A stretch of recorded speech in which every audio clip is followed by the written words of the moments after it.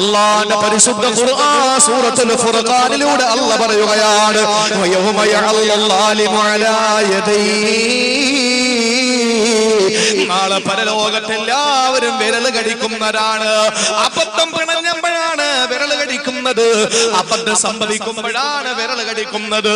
അല്ലാഹ് പറയുന്നു യൗമ യഅല്ലല്ലാഹു അലാ യദൈഹി നാളെ പരലോകത്ത് വിരൽ കടിക്കുന്ന ഒരു ദിവസമുണ്ട്. ആ വിരൽ കടിക്കുന്നവര് പറയുന്നവരെന്തെന്നറിയോ? യഖൂലു യാ ലൈതനി തഖദതു മഅ റസൂലി സബീലാ. അല്ലാഹുവേ ഞാൻ പൊന്നാര നബി തങ്ങളുടെ പാത തെരഞ്ഞെടുത്തിരുന്നെങ്കിൽ കൊള്ളാമായിരുന്നു. അല്ലാഹുവിന്റെ റസൂലിന്റെ പാത ഞാൻ തെരഞ്ഞെടുത്തിരുന്നെങ്കിൽ കൊള്ളാമായിരുന്നു. യാ വൈലതാ ലൈതനി ലം അത്തഖദ് ഫുലാനൻ ഖലീലാ. ഇന്നവന്റെ കൂടെ ഞാൻ കൂടാതിരുന്നെങ്കിൽ കൊള്ളാമായിരുന്നു. എന്റെ ചെറുപ്പക്കാരാ, കോളേജിൽ പഠിക്കുന്ന പെങ്ങളെ, ഈ മൂന്നാമത്തെ വിഷയം നിങ്ങൾ അണ്ടർലൈൻ കൊടുത്തു ചിന്തിക്കണേ. പെങ്ങളെ അടിവരയിട്ടുകൊണ്ട് ചിന്തിക്കണേ. നിങ്ങൾ പ്രത്യേകം നിങ്ങളെ മനസ്സിൽ കുറിച്ചിടണേ. നാളെ പരലോകത്തെ ഞാൻ നിങ്ങളെ വിലപിക്കുന്നതാണ്. മക്കള് കുടിക്കുന്ന മക്കളായി മാറി. മക്കള് കുടിക്കുന്ന 8ാം ക്ലാസ്സിൽ പഠിക്കുന്ന 13 വയസ്സുകാരൻ മദ്യപിക്കുന്ന കാലമാണ്. സഹോദരങ്ങളെ, 9ാം ക്ലാസ്സിൽ പഠിക്കുന്ന 14 വയസ്സുകാരന്റെ അവന്റെ വീടിന്റെ സ്വകാര്യ റൂമിൽ നിന്ന് എത്രയോ സിറിഞ്ചാണ് എടുത്തതെന്നറിയുമോ? ബ്രൗൺ ഷുഗറിന് അടിമപ്പെട്ടു പോകുന്ന മക്കള്, കഞ്ചാവിന് അടിമപ്പെട്ടു പോകുന്ന മക്കള്. സഹോദരങ്ങളെ, കാലം ഇങ്ങനെ പഴച്ചു പോകുന്നത് എന്തുകൊണ്ടാണ്? കൂട്ടുകാരുടെ പിഴവ് മൂലമാണ്. ഏതെങ്കിലും തലതിരിഞ്ഞ ഒരുത്തനോട് കൂട്ടുകൂടി കഴിഞ്ഞാലോ പിന്നെ അവന്റെ ജീവിതമാകെ കുട്ടിച്ചോറാവുകയാണ്. ഈ മനുഷ്യൻ നാളെ പരലോകത്ത് വരുമ്പോ എന്തു പറയുമെന്നറിയോ? എന്റെ ശബ്ദം ശ്രവിക്കുന്ന 25-30 വയസ്സുള്ള ചെറുപ്പക്കാരനോട് പറയുകയാണ്, നീ ഇന്നേവരെ പുകവലിക്കാത്തവനാ, ഇന്നേവരെ നീ പുകവലിക്കാത്തവനാണ്, നീ ഹാൻസ് വെക്കാത്തവനാണ്, നീ അങ്ങനെയുള്ള പാൻപരാഗിന് അടിമപ്പെടാത്തവനാണ്. പെട്ടെന്ന് നിനക്കൊരു കൂട്ടുകാരൻ വന്ന് സുബ്ഹാനല്ലാഹ്, ആ കൂട്ടുകാരൻ മദ്യപിക്കുന്നവനായിരുന്നു. ആ മദ്യപിക്കുന്ന കൂട്ടുകാരനോടൊപ്പം നീ എന്നും പോയിരിക്കാറുണ്ട്. പക്ഷെ നീ മദ്യപിക്കില്ല. നീ ഒരുപാട് പ്രസംഗം കേട്ടവനാണ്, നീ മദ്യപിക്കൂല. പിന്നെ ആയപ്പോൾ അവൻ മദ്യം വാങ്ങുന്ന സ്ഥലത്ത് നീ ചെന്നിരിക്കുമ്പോ, അവന് മദ്യപിക്കുന്ന സമയത്ത് ചെന്നിരുന്ന് നീ അവന്റെ അച്ചാറിൽ തൊട്ട് നക്കാറുണ്ടായിരുന്നു. ആ അച്ചാറ് തൊട്ട് നീയും ആസ്വദിക്കാറുണ്ടായിരുന്നു. പിന്നെ ആയപ്പോ നീ അറിയാതെ അതിലേക്ക് അങ്ങ് ആകൃഷ്ടനായി, അതിലേക്ക് നീ അറിയാതെ വഴുതി വീണുപോയി. ആ സമയത്തോ നീ മദ്യപിക്കുന്നവനായി. എന്റെ ചെറുപ്പക്കാരാ, നീ നാളെ പരലോകത്ത് വരുമ്പോൾ അല്ലാഹുവിനോട് പറയുന്നതെന്തെന്നറിയോ? യാ ലൈതനി ലം അത്തഖദ് ഫുലാനൻ ഖലീലാ. യാ വൈലതാ ലൈതനി ലം അത്തഖദ് ഫുലാനൻ ഖലീലാ. അല്ലാഹുവേ, ഞാൻ ഇന്നയാളിനോട് കൂടാതിരുന്നെങ്കിൽ എത്രയോ നന്നായിരുന്നു. ഞാൻ ഇന്ന കൂട്ടുകാരനോടൊപ്പം കൂടാതിരുന്നെങ്കിൽ ഞാൻ എത്രയോ നന്നായിരുന്നെന്ന് ചിന്തിച്ചു പോകുന്നത് അപ്പോഴാണ്. ചെറുപ്പക്കാരാ, സഹോദരാ, എന്റെ പെങ്ങളെ ഒന്ന് ചിന്തിക്കണേ മോളെ. നിനക്ക് നാളെ നിന്റെ കൂട്ടുകാര് കാരണത്താൽ പരലോകത്ത് നിനക്ക് മോശം വന്ന ഈ ആയത്തിറങ്ങാനുള്ള കാരണമുണ്ട്. ഏത് കാരണമെന്നറിയുമോ? അള്ളാന്റെ പ്രിയപ്പെട്ട പ്രവാചകന്റെ കാലഘട്ടത്തിൽ ആളുകൾ എല്ലാവരും സൽക്കാര പ്രിയരാണ്. സദ്യ ഉണ്ടാക്കിയിട്ട് ആളുകളൊക്കെ ക്ഷണിച്ചിട്ട് ഭക്ഷണം കൊടുക്കുമായിരുന്നു. ആ കൂട്ടത്തിൽ ഉഖബത്ത് ബിൻ മുഈത്ത് എന്ന് പറയുന്ന ഇസ്ലാമിന്റെ ബദ്ധവൈരി, അവന് മുശ്രിക്കാണ്, അവന് ഖുറൈശിയാണ്. ഉഖബത്ത് ബിൻ മുഈത്ത് ഭക്ഷണം ഉണ്ടാക്കുകയാണ്. ആ ഭക്ഷണം ഉണ്ടാക്കിയിട്ട് എല്ലാവരെയും ക്ഷണിച്ചു. ശബ്ദയോടെ ഈ കഥയൊന്ന് കേൾക്കണേ. ഉഖബത്ത് ബിൻ മുഈത്ത് ഭക്ഷണം ഉണ്ടാക്കിയിട്ട് എല്ലാവരെയും ക്ഷണിച്ചു. അങ്ങനെ അല്ലാഹുവിന്റെ റസൂലുമാ സദ്യ കഴിക്കാൻ വേണ്ടി പോവുകയാണ്. അങ്ങനെ ചെന്നിരുന്നപ്പോ എല്ലാവരുടെ മുമ്പിലും ഇല വിളമ്പി. ആ സമയത്ത് എല്ലാവരുടെ മുമ്പിലും ഇലയിട്ടപ്പോ, എല്ലാവരുടെ മുമ്പിലും ഭക്ഷണത്തിന്റെ പാത്രം കൊണ്ടുവച്ചപ്പോ, മഹാനായ പ്രവാചക പ്രഭുവിന്റെ മുമ്പിലും ആ പാത്രം കൊണ്ടുവെക്കുകയാണ്. സഹോദരങ്ങളെ, റസൂലുള്ളാഹി ഭക്ഷണം കഴിക്കാൻ വേണ്ടിയിരിക്കുമ്പോ എല്ലാവരും കഴിക്കാൻ തുടങ്ങിയിട്ട് മുത്തുനബി കഴിക്കുന്നില്ല. ഉഖബത്ത് ബിൻ മുഈത്തിന്റെ ഭക്ഷണത്തിൽ നിന്ന് ഒരു പറ്റ് പോലും അല്ലാഹുവിന്റെ റസൂല് കഴിച്ചില്ല. ഒരു റൊട്ടി പോലും കഴിച്ചില്ല, ഒരു ഈത്തപ്പഴ പോലും കഴിച്ചില്ല. ആ സമയത്ത് ഉഖബത്ത് ബിൻ മുഈത്ത് മുഈത്ത് വന്നിട്ട് ചോദിച്ചു, മുഹമ്മദേ കഴിക്കാത്തതെന്താ? ആ സമയത്ത് റസൂലുള്ളാഹി പറഞ്ഞതെന്തെന്നറിയോ? വല്ലാഹി ഞാൻ കഴിക്കൂല ഉഖബാ ഹത്താ തഖൂല, നീ പറഞ്ഞാ ഞാൻ കഴിക്കാ. എന്താണ് പറയേണ്ടത് മുഹമ്മദേ? കഴിക്കുന്നല്ല, പിന്നെയോ അശ്ഹദു അല്ലാ ഇലാഹ ഇല്ലല്ലാഹ് വ അശ്ഹദു അന്ന മുഹമ്മദർ റസൂലുള്ളാഹ്. നീ കലിമ പറഞ്ഞാ ഞാൻ ഈ ഭക്ഷണം കഴിക്കാ, കലിമ പറഞ്ഞില്ലേ ഞാൻ ഭക്ഷണം കഴിക്കില്ല. ഉഖബത്ത് ബിൻ മുഈത്ത് പെട്ടെന്ന് പറഞ്ഞതെന്തെന്നറിയോ? അശ്ഹദു അല്ലാ ഇലാഹ ഇല്ലല്ലാഹ് വ അശ്ഹദു അന്ന മുഹമ്മദർ റസൂലുള്ളാഹ്. ഉഖബത്ത് ബിൻ മുഈത്ത് കലിമ ചൊല്ലുകയാ. അല്ലാഹുവിന്റെ റസൂൽ കഴിക്കാൻ തുടങ്ങി. അല്ലാഹുവിന്റെ റസൂൽ സന്തോഷത്തോടെ ഭക്ഷണം കഴിച്ചു. എന്നിട്ട് എല്ലാവരും അങ്ങ് പിരിഞ്ഞു പോയപ്പോ ഈ ഉഖബത്ത് ബിൻ മുഈത്തിന്റെ പ്രധാനപ്പെട്ട കൂട്ടുകാരൻ അപ്പോഴവിടെ ഇല്ല. ആരാണെന്നറിയുമോ? ഉബയ്യ് ബിൻ ഖലഫാണ്. ഉബയ്യ് ബിൻ ഖലഫ് ദൂരെ യാത്രയ്ക്ക് പോയിരിക്കുകയാണ്. യാത്ര കഴിഞ്ഞിട്ട് മക്കയുടെ അതിർത്തി എത്തിയപ്പോ ആളുകൾ ഓടി വന്നിട്ട് പറഞ്ഞു, ഉബയ്യ് ബിൻ ഖലഫേ, നീ അറിഞ്ഞില്ലേ നിന്റെ കൂട്ടുകാരൻ പിഴച്ചുപോയി. നിന്റെ കൂട്ടുകാരൻ ഇന്നലെ വരെ ഞങ്ങൾ ആരാധിച്ചു വന്ന ദേവീ ദേവന്മാരെ തള്ളി പറയുന്ന, പൂർവിക പിതാക്കന്മാരെ ആരാധിച്ചു പോന്ന ദൈവത്തിനെ തള്ളി പറഞ്ഞ പുതിയ പ്രത്യയശാസ്ത്രം കൊണ്ടുവന്ന മുഹമ്മദിനെ കൊണ്ട് ഉഖബ വിശ്വസിച്ചിരിക്കുകയാണ്. അവന്റെ വീട്ടിൽ വെച്ച് കലിമ ചൊല്ലിയിരിക്കുകയാണ്. ഉബയ്യ് ബിൻ ഖലഫിന്റെ തള്ളവിരൽ മുതൽ തലമുടി വരെ ഇങ്ങനെ പെരുപ്പ് തുടങ്ങിയെന്നാണ്. ഉബയ്യ് ബിൻ ഖലഫ് ഓടുകയാണ്. ഉഖബയുടെ വീട്ടിൽ ചെന്നു. ഉബയ്യ് ബിൻ ഖലഫിനെ കണ്ടപോലെ ഓടി വരികയാ. ഓടി വന്ന് കെട്ടിപ്പിടിക്കാൻ ശ്രമിക്കുമ്പോ, കണ്ടിട്ടില്ലേ അറബികളെ തമ്മിൽ കണ്ടാല് കെട്ടിപ്പിടിച്ചു മുആനക ചെയ്യുന്നവരാ. അവര് പരസ്പരമോടെ കവിള് ചേർത്ത് വെക്കുന്നവരാ. അവരുടെ നെഞ്ചുകളെ തമ്മിൽ ചേർത്ത് വെക്കുന്നവരാ. ഉബയ്യ് ബിൻ ഖലഫ് വന്നപ്പോൾ ഉഖബത്ത് ബിൻ മുഈത്ത് ഓടി ചെല്ലുകയാ. ആ സമയത്ത് ഉബയ്യ് ബിൻ ഖലഫ് പറഞ്ഞു, മാറി നിക്കടാ അങ്ങോട്ട്, ഇനി എന്റെ മുഖത്തേക്ക് നോക്കാൻ നിനക്ക് അവകാശമില്ല. എന്നോടൊരു വാക്ക് പോലും നീ മിണ്ടരുത്. ഇനി ഞാനും നീയുമായൊരു ബന്ധമില്ല. ഞാനും നീ കച്ചവടങ്ങളിലോ പാർട്ണർമാരാണ്. ആ കച്ചവടം ഇതാ അസ്ഥിരപ്പെടുത്തുകയാണ്. ഇനി ഒരു തുള്ളി വെള്ളം പോലും നിനക്ക് ഞാൻ തരില്ല. നീ നിന്നിൽ നിന്ന് വാങ്ങി കുടിക്കുകയുമില്ല. ഉഖബത്ത് ബിൻ മുഈത്ത് അത്ഭുതത്തോടെ ചോദിച്ചു, എന്തു പറ്റി? കൈഫൽ ഹാൽ യാ ഉബയ്യ്? ഉബയ്യേ എന്തു പറ്റി? എന്തായി പറയുന്നത്? ആ സമയത്ത് ഉഖബത്ത് ബിൻ മുഈത്തിനോട് ഉബയ്യ് ബിൻ ഖലഫ് ചോദിക്കുകയാണ്, നീ മുഹമ്മദിനെ കൊണ്ട് വിശ്വസിച്ചല്ലേ? നീ മുഹമ്മദിനോടൊപ്പം കലിമ പറഞ്ഞല്ലേ? ആ സമയത്ത് എന്താണ് ഉഖബ പറഞ്ഞതെന്നറിയോ? ഇല്ല ഉബയ്യേ, ഞാൻ മുസ്ലിം ആവുകയോ? എന്താ നീ പറയുന്നത്? ഞാൻ മുഹമ്മദിനെ കൊണ്ട് വിശ്വസിക്കില്ല ഉബയ്യേ. എന്റെ വീട്ടിൽ ഒരാൾ വന്ന് ഭക്ഷണം വിളമ്പിയിട്ട് കഴിക്കാതെ പോകുന്നത് എനിക്ക് ഇഷ്ടമല്ല. എന്റെ വീട്ടുമുറ്റത്ത് വന്ന് ഇലയിട്ട് ഭക്ഷണം വിളമ്പിയിട്ട് കഴിക്കാതെ പോകുന്നത് എനിക്ക് വല്ലാത്ത അരോചകമാണ്. തറവാടിന് മാനക്കേടാണ്. എന്റെ മാനത്തിന് ഹാനി വരുന്നതാണ്. അതുകൊണ്ട് ഞാൻ അവനോട് പറഞ്ഞെന്നേ ഉള്ളൂ. എന്റെ മനസ്സിൽ അങ്ങനെ ഒരു വിശ്വാസമില്ല ഉബയ്യ് ബിൻ ഖലഫേ, ഞാൻ അങ്ങനെ വിശ്വസിക്കില്ലെന്ന് പറഞ്ഞപ്പോ ഉബയ്യ് ബിൻ ഖലഫിനോട് സഹോദരൻ Ubayy bin Khalaf Uqbah bin മുഈത്തിനോട് പറഞ്ഞതെന്തെന്നറിയോ? ഉഖബത്ത് ബിൻ മുഈത്തേ, നീ പറയുന്ന കാര്യം ഞാൻ വിശ്വസിക്കണമെങ്കിൽ ഞാൻ പറയുന്ന ഒരു കാര്യം നീ ചെയ്യണം. പറ്റുമോ? ഞാൻ പറയുന്നൊരു കാര്യം നീ ചെയ്യണം. ഉഖബത്ത് ബിൻ മുഈത്ത് പറഞ്ഞു, നീ പറയുന്നത് എന്തും ചെയ്യാം, നീ പറയുന്നത് എന്തും ചെയ്യാം. ആ സമയത്ത് ഉബയ്യ് ബിൻ ഖലഫ് പറഞ്ഞതെന്തെന്നറിയോ? നീ എല്ലാവരെയും ഒന്നുകൂടി വിളിക്കുക, സദ്യ കഴിച്ചവരെ നീ വിളിക്കുക. അങ്ങനെ എല്ലാവരെയും വിളിച്ചുകൂട്ടി. എന്നിട്ട് എന്റെ പ്രിയപ്പെട്ടവരെ ആരുടെ മുമ്പിൽ വെച്ചാണോ കലിമ പറഞ്ഞത്, ആളുകളെ മുഴുവനും ഉഖബത്ത് ബിൻ മുഈത്ത് വീട്ടിൽ വിളിച്ചു വരുത്തുകയാ. ശ്രദ്ധിക്കണേ ചെറുപ്പക്കാരാ. എന്നിട്ട് Ubayy bin Khalaf Uqbah bin മുഈത്തിനോട് പറയുകയാണ്, ഇനി നീ ചെയ്യാനുള്ള രണ്ടാമത്തെ കാര്യം ഏതെന്നറിയോ?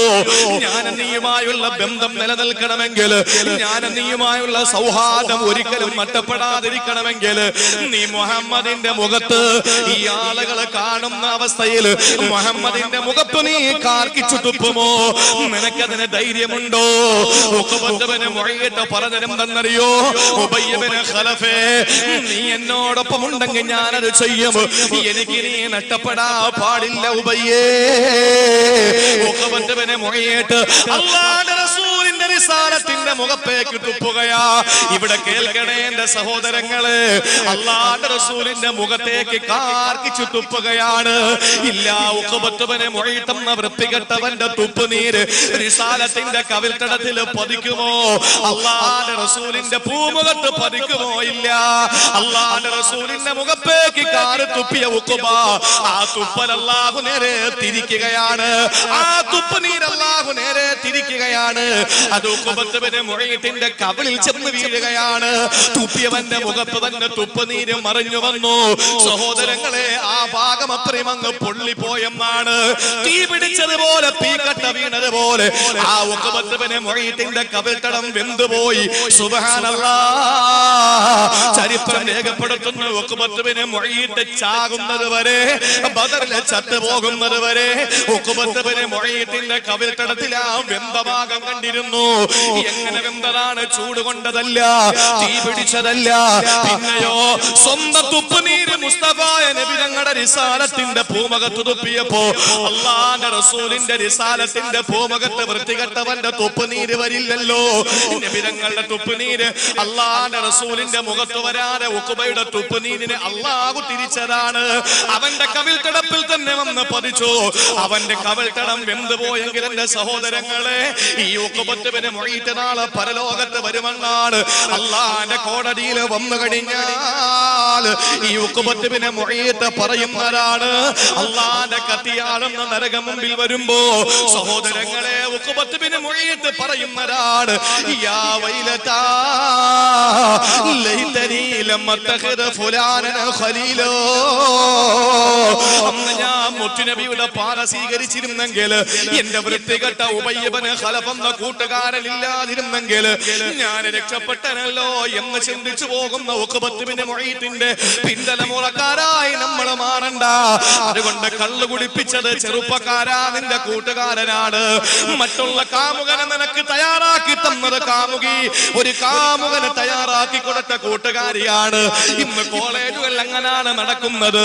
ഒരു പെണ്ണിനൊരു ലൈനുണ്ടായി പോയാ, ഒരു പെണ്ണിനൊരു പ്രണയം വന്നു പോയാ, ആ പ്രണയത്തെ ഒന്ന് ഊട്ടി ഉറപ്പിക്കാൻ വേണ്ടിയിട്ട് തന്റെ കൂട്ടുകാരികൾക്ക് തന്റെ കാമുകന്റെ കൂട്ടുകാരെ വില പറഞ്ഞ് പേശുന്ന ഒരു സ്വഭാവം ഇന്ന് നടക്കുന്നുണ്ട്.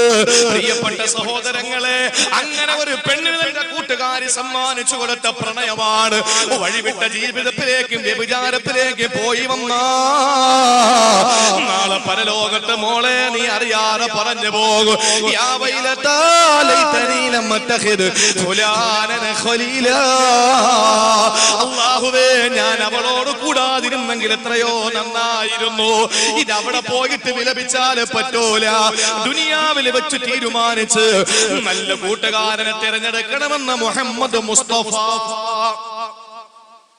നമുക്ക് നല്ല കൂട്ടുകാരും മതി. ആരോടാ കൂടേണ്ടത്? ചിന്തിക്കും. ആരെയാണ്?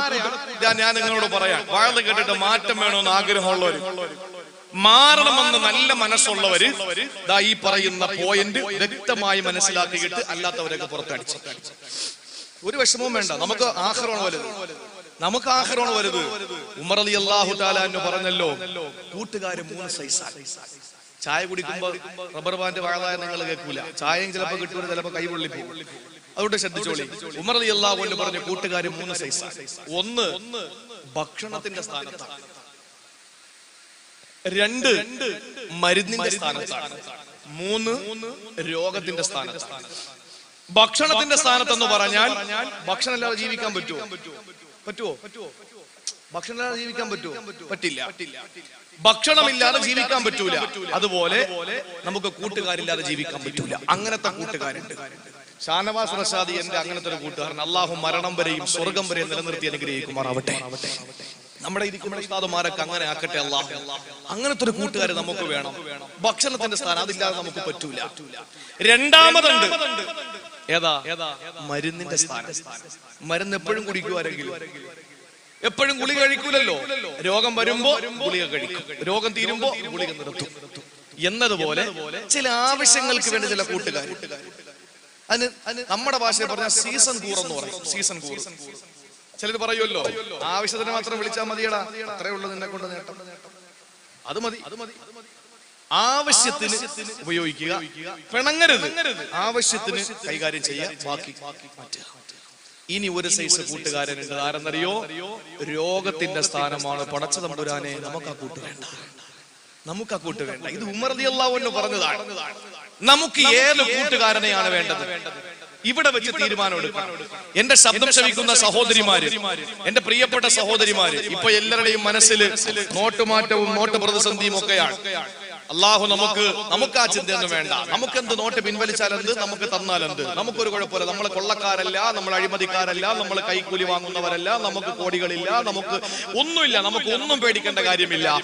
പിന്നെ അരയില് കനമുള്ളവനെ വഴിയിൽ പേടിക്കേണ്ടിയുള്ളൂ. നമുക്കെന്തില്ല, ഒരിക്കലും അങ്ങനെ ഒരു കനം നമ്മളെ മടിശീലയിലില്ല. അതുകൊണ്ട് നമ്മൾ വഴിയിൽ പേടിക്കേണ്ട ആവശ്യമില്ല. അള്ളാഹു നമുക്ക് അന്നന്ന് കഴിയാൻ, കാരണം നമ്മുടെ കയ്യിൽ 1 ലക്ഷം രൂപ തന്നാൽ പെരുകൂല. കാരണം എന്താ? 1 ലക്ഷം തന്നാൽ 2500 രൂപ പാവപ്പെട്ടവന്റെതാ, അത് കൊടുക്കണം. 10 ലക്ഷം തന്നാൽ 25,000 രൂപ പാവപ്പെട്ടവന്റെതാ. 1 കോടി തന്നാൽ 2.5 ലക്ഷം രൂപ പാവപ്പെട്ടവന്റെതാണ്. അവിടെ നമുക്ക് ഒരു ടെൻഷനും ഇല്ല, നമുക്ക് ഒരു പേടിയും വേണ്ട. അതുകൊണ്ട് എന്റെ പ്രിയപ്പെട്ട സഹോദരിമാര് ചിന്തിച്ചോളി, ഏത് കൂട്ടുകാരനാണ് നമുക്ക് വേണ്ടത്, ഏത് കൂട്ടുകാരികളാ വേണ്ടത്? ബോയ് ഫ്രണ്ടും ഗേൾ ഫ്രണ്ടും ഇന്ന് ഈ സമൂഹത്തെ ഏറ്റവും കൂടുതൽ നശിപ്പിച്ചുകൊണ്ടിരിക്കുന്ന ഏറ്റവും വൃത്തികെട്ട സംസ്കാരമാണിത്. കുറെ ജൂലായുസം കടന്നു വന്നിട്ടുണ്ട് നമ്മുടെ ഇടയിൽ. ആവർത്തിച്ച് ഞാൻ എന്റെ പ്രിയപ്പെട്ടവരോട് പറയാണ്, നിങ്ങൾ ഗൗരവത്തോടു കൂടി കേൾക്കണം. മുസ്ലിം സ്പെയിൻ ഉണ്ടായിരുന്നു, സ്പെയിൻ ഇസ്ലാമിക നാഗരികതയായിരുന്നു. ആ സ്പെയിനിൽ അള്ളാഹുവിനെ ആരാധിച്ചിരുന്ന പള്ളികൾ ഇന്നത്തെ സ്റ്റാർ ബാർ ഹോട്ടലുകളാണ്. ക്രൈസ്തവ ലോബികൾ പിടിച്ചെടുത്തതോടുകൂടി ഇസ്ലാമിന്റെ നാഗരികത, പരിശുദ്ധമായ സ്പെയിന്, ആ സ്പെയിന് ഇന്ന് എത്രയോ ഗ്രന്ഥങ്ങൾ ഇറക്കപ്പെട്ടത് സ്പെയിനിൽ നിന്നാണ്. ആ സ്പെയിൻ ഇന്നത്തെ അവസ്ഥ എന്താണ്? അവിടെ അള്ളാഹുവിന്റെ പരിശുദ്ധമായ പള്ളികൾ ഇന്നത്തെ ബാർ ഹോട്ടലുകളാണ്. നിങ്ങൾക്കറിയോ, അവിടുത്തെ അറബി കോളേജുകൾ, മദ്രസകൾ ഇന്നത്തെ മ്യൂസിയമാണ്. നിങ്ങൾ ഗൗരവത്തോടെ കേൾക്കണം എന്റെ പ്രിയപ്പെട്ട വിദ്യാർത്ഥികൾ, ചരിത്രം പഠിക്കുന്നവരും പഠിപ്പിക്കുന്നവരും, ചരിത്രം എഴുതുന്നവരും, ചരിത്രം കേൾക്കാൻ താല്പര്യം കാണിക്കുന്നവരും, ചരിത്ര പ്രഭാഷകന്മാരും, പൊതുപ്രവർത്തകരും, പ്രിയപ്പെട്ട സഹോദരങ്ങളെ ശ്രദ്ധിക്കാൻ വേണ്ടിയിട്ട് ഞാൻ പറയുകയാണ്, ആ സ്പെയിനിൽ അന്നത്തെ അറബി കോളേജുകൾ ഇന്നത്തെ മ്യൂസിയം ആണെങ്കിൽ ഇന്നും അവിടെ ബുഖാരി പഠിപ്പിക്കുന്നുണ്ട്, ഇന്നും അവിടെ മുസ്ലിം പഠിപ്പിക്കുന്നുണ്ട്, ഇന്നും അവിടെ ഖുർആൻ പഠിപ്പിക്കുന്നുണ്ട്, ഇന്നും അവിടെ സിഹാഹ് സിത്തകൾ പാരായണം ചെയ്യപ്പെടുന്നുണ്ട്. ആരാ പഠിപ്പിക്കുന്നത്? ജൂതന്മാര്. ആരാ പഠിക്കുന്നത്? ജൂതന്മാര്. നിങ്ങൾ ചിന്തിക്കണം, എന്തിനാണെന്നറിയോ? എന്തിനാണ്? ഇസ്ലാമിനോടുള്ള കൂറ് കൊണ്ടാണോ? ദീനിനോടുള്ള പൂതി കൊണ്ടാണോ? ഒന്നുമല്ല, മറിച്ച് നമ്മെ കൊണ്ട് എന്തെങ്കിലും തെറ്റ് ചെയ്യിപ്പിക്കാൻ കഴിയുമോ എന്ന് ഹദീസുകൾ റിസർച്ച് ചെയ്ത് ഗവേഷണ നിരീക്ഷണ പരീക്ഷകൾ നടത്തിക്കൊണ്ടിരിക്കുകയാണ്. അങ്ങനെ അവര് ബുഖാരിയും മുസ്ലിമും ഒക്കെ ഇങ്ങനെ പരിധി നോക്കിയപ്പോഴാണ് ഒരു മുസ്ലിം നിന്ന് മൂത്രമൊഴിക്കൂല. നിന്ന് മൂത്രമൊഴിക്കാൻ പറ്റും നമ്മളെ കൊണ്ട്? ഒരാൾ വന്നിട്ട് പാടെ നിന്ന് മൂത്രമൊഴിക്കടാന്ന് പറഞ്ഞാൽ പോടാതിന്റെ ജോലി അവനറിയാതെ മൂത്രമൊഴിച്ചു പോകും. നമ്മുടെ അടുത്ത് നിന്ന് മൂത്രമൊഴിക്കാൻ പറഞ്ഞാൽ, കാരണം നമ്മൾ ഇരുന്ന് മൂത്രമൊഴിക്കാൻ പഠിപ്പിക്കപ്പെട്ട പ്രത്യയശാസ്ത്രത്തിന്റെ പിന്തലമുറക്കാരാ. അതും ഇടതുവശത്തേക്ക് ചരിഞ്ഞിരിക്കണമെന്ന് പഠിപ്പിച്ച പ്രവാചകന്റെ അനുയായികളാണ്. ശാസ്ത്രം അത് കണ്ടെത്തി, ഒരു മനുഷ്യന്റെ കുടല് ഇടതുഭാഗത്തേക്ക് ചരിഞ്ഞിരിക്കുകയാണ്. അപ്പൊ ഇടതുഭാഗത്തേക്ക് ചരിഞ്ഞിരുന്ന് മലമൂത്ര വിസർജനം ചെയ്യുമ്പോൾ അകത്തുള്ളത് മുഴുവനും പുറത്തു പോകുന്നതിന് നല്ല എളുപ്പമുണ്ടാകുമെന്ന് ശരീഅത്ത് പഠിപ്പിച്ചെങ്കിൽ എന്റെ പ്രിയപ്പെട്ട സഹോദരങ്ങളെ, നമ്മളെ കൊണ്ട് നിന്ന് മൂത്രമൊഴിക്കാൻ പറ്റൂല. പക്ഷേ നമ്മളെ കൊണ്ട് നിന്ന് മൂത്രമൊഴിപ്പിച്ചു ജൂതന്മാര്. എങ്ങനെ? മുസ്ലിമിനോട് വന്നിട്ട് നിന്ന് മൂത്രമൊഴിക്കാൻ പറഞ്ഞാൽ കേൾക്കൂല. അതുകൊണ്ട് എന്ത് ചെയ്തു? ജൂതന്റെ സൃഷ്ടി ഇറങ്ങി, നല്ല ഇറുകിയ പാന്റ്, ഗൗരവത്തോടെ തന്നെ ഇറുകിയ പാന്റ് ഇറക്കി കൊടുത്തു. അപ്പൊ അവൻ ഇരിക്കാൻ പറ്റൂല. കമ്മിറ്റി ഉടനെ വിളിച്ചു. എന്താ പ്രശ്നം? കമ്മിറ്റി വിളിച്ചിട്ട് പറഞ്ഞു, നമുക്ക് നിന്ന് മൂത്രമൊഴിക്കുന്ന ക്ലോസറ്റ് പള്ളിയിൽ വെച്ചേ പറ്റൂ. അള്ളാഹുവിന്റെ പള്ളിപ്പറമ്പിനകത്ത് അവന്റെ പള്ളിയുടെ പൈസ കൊണ്ട് ജൂതന്റെ മനസ്സിന്റെ മോഹം പോലെ നിന്ന് പെടുക്കാനുള്ള കർമ്മൂസുകൾ വന്നില്ലേ?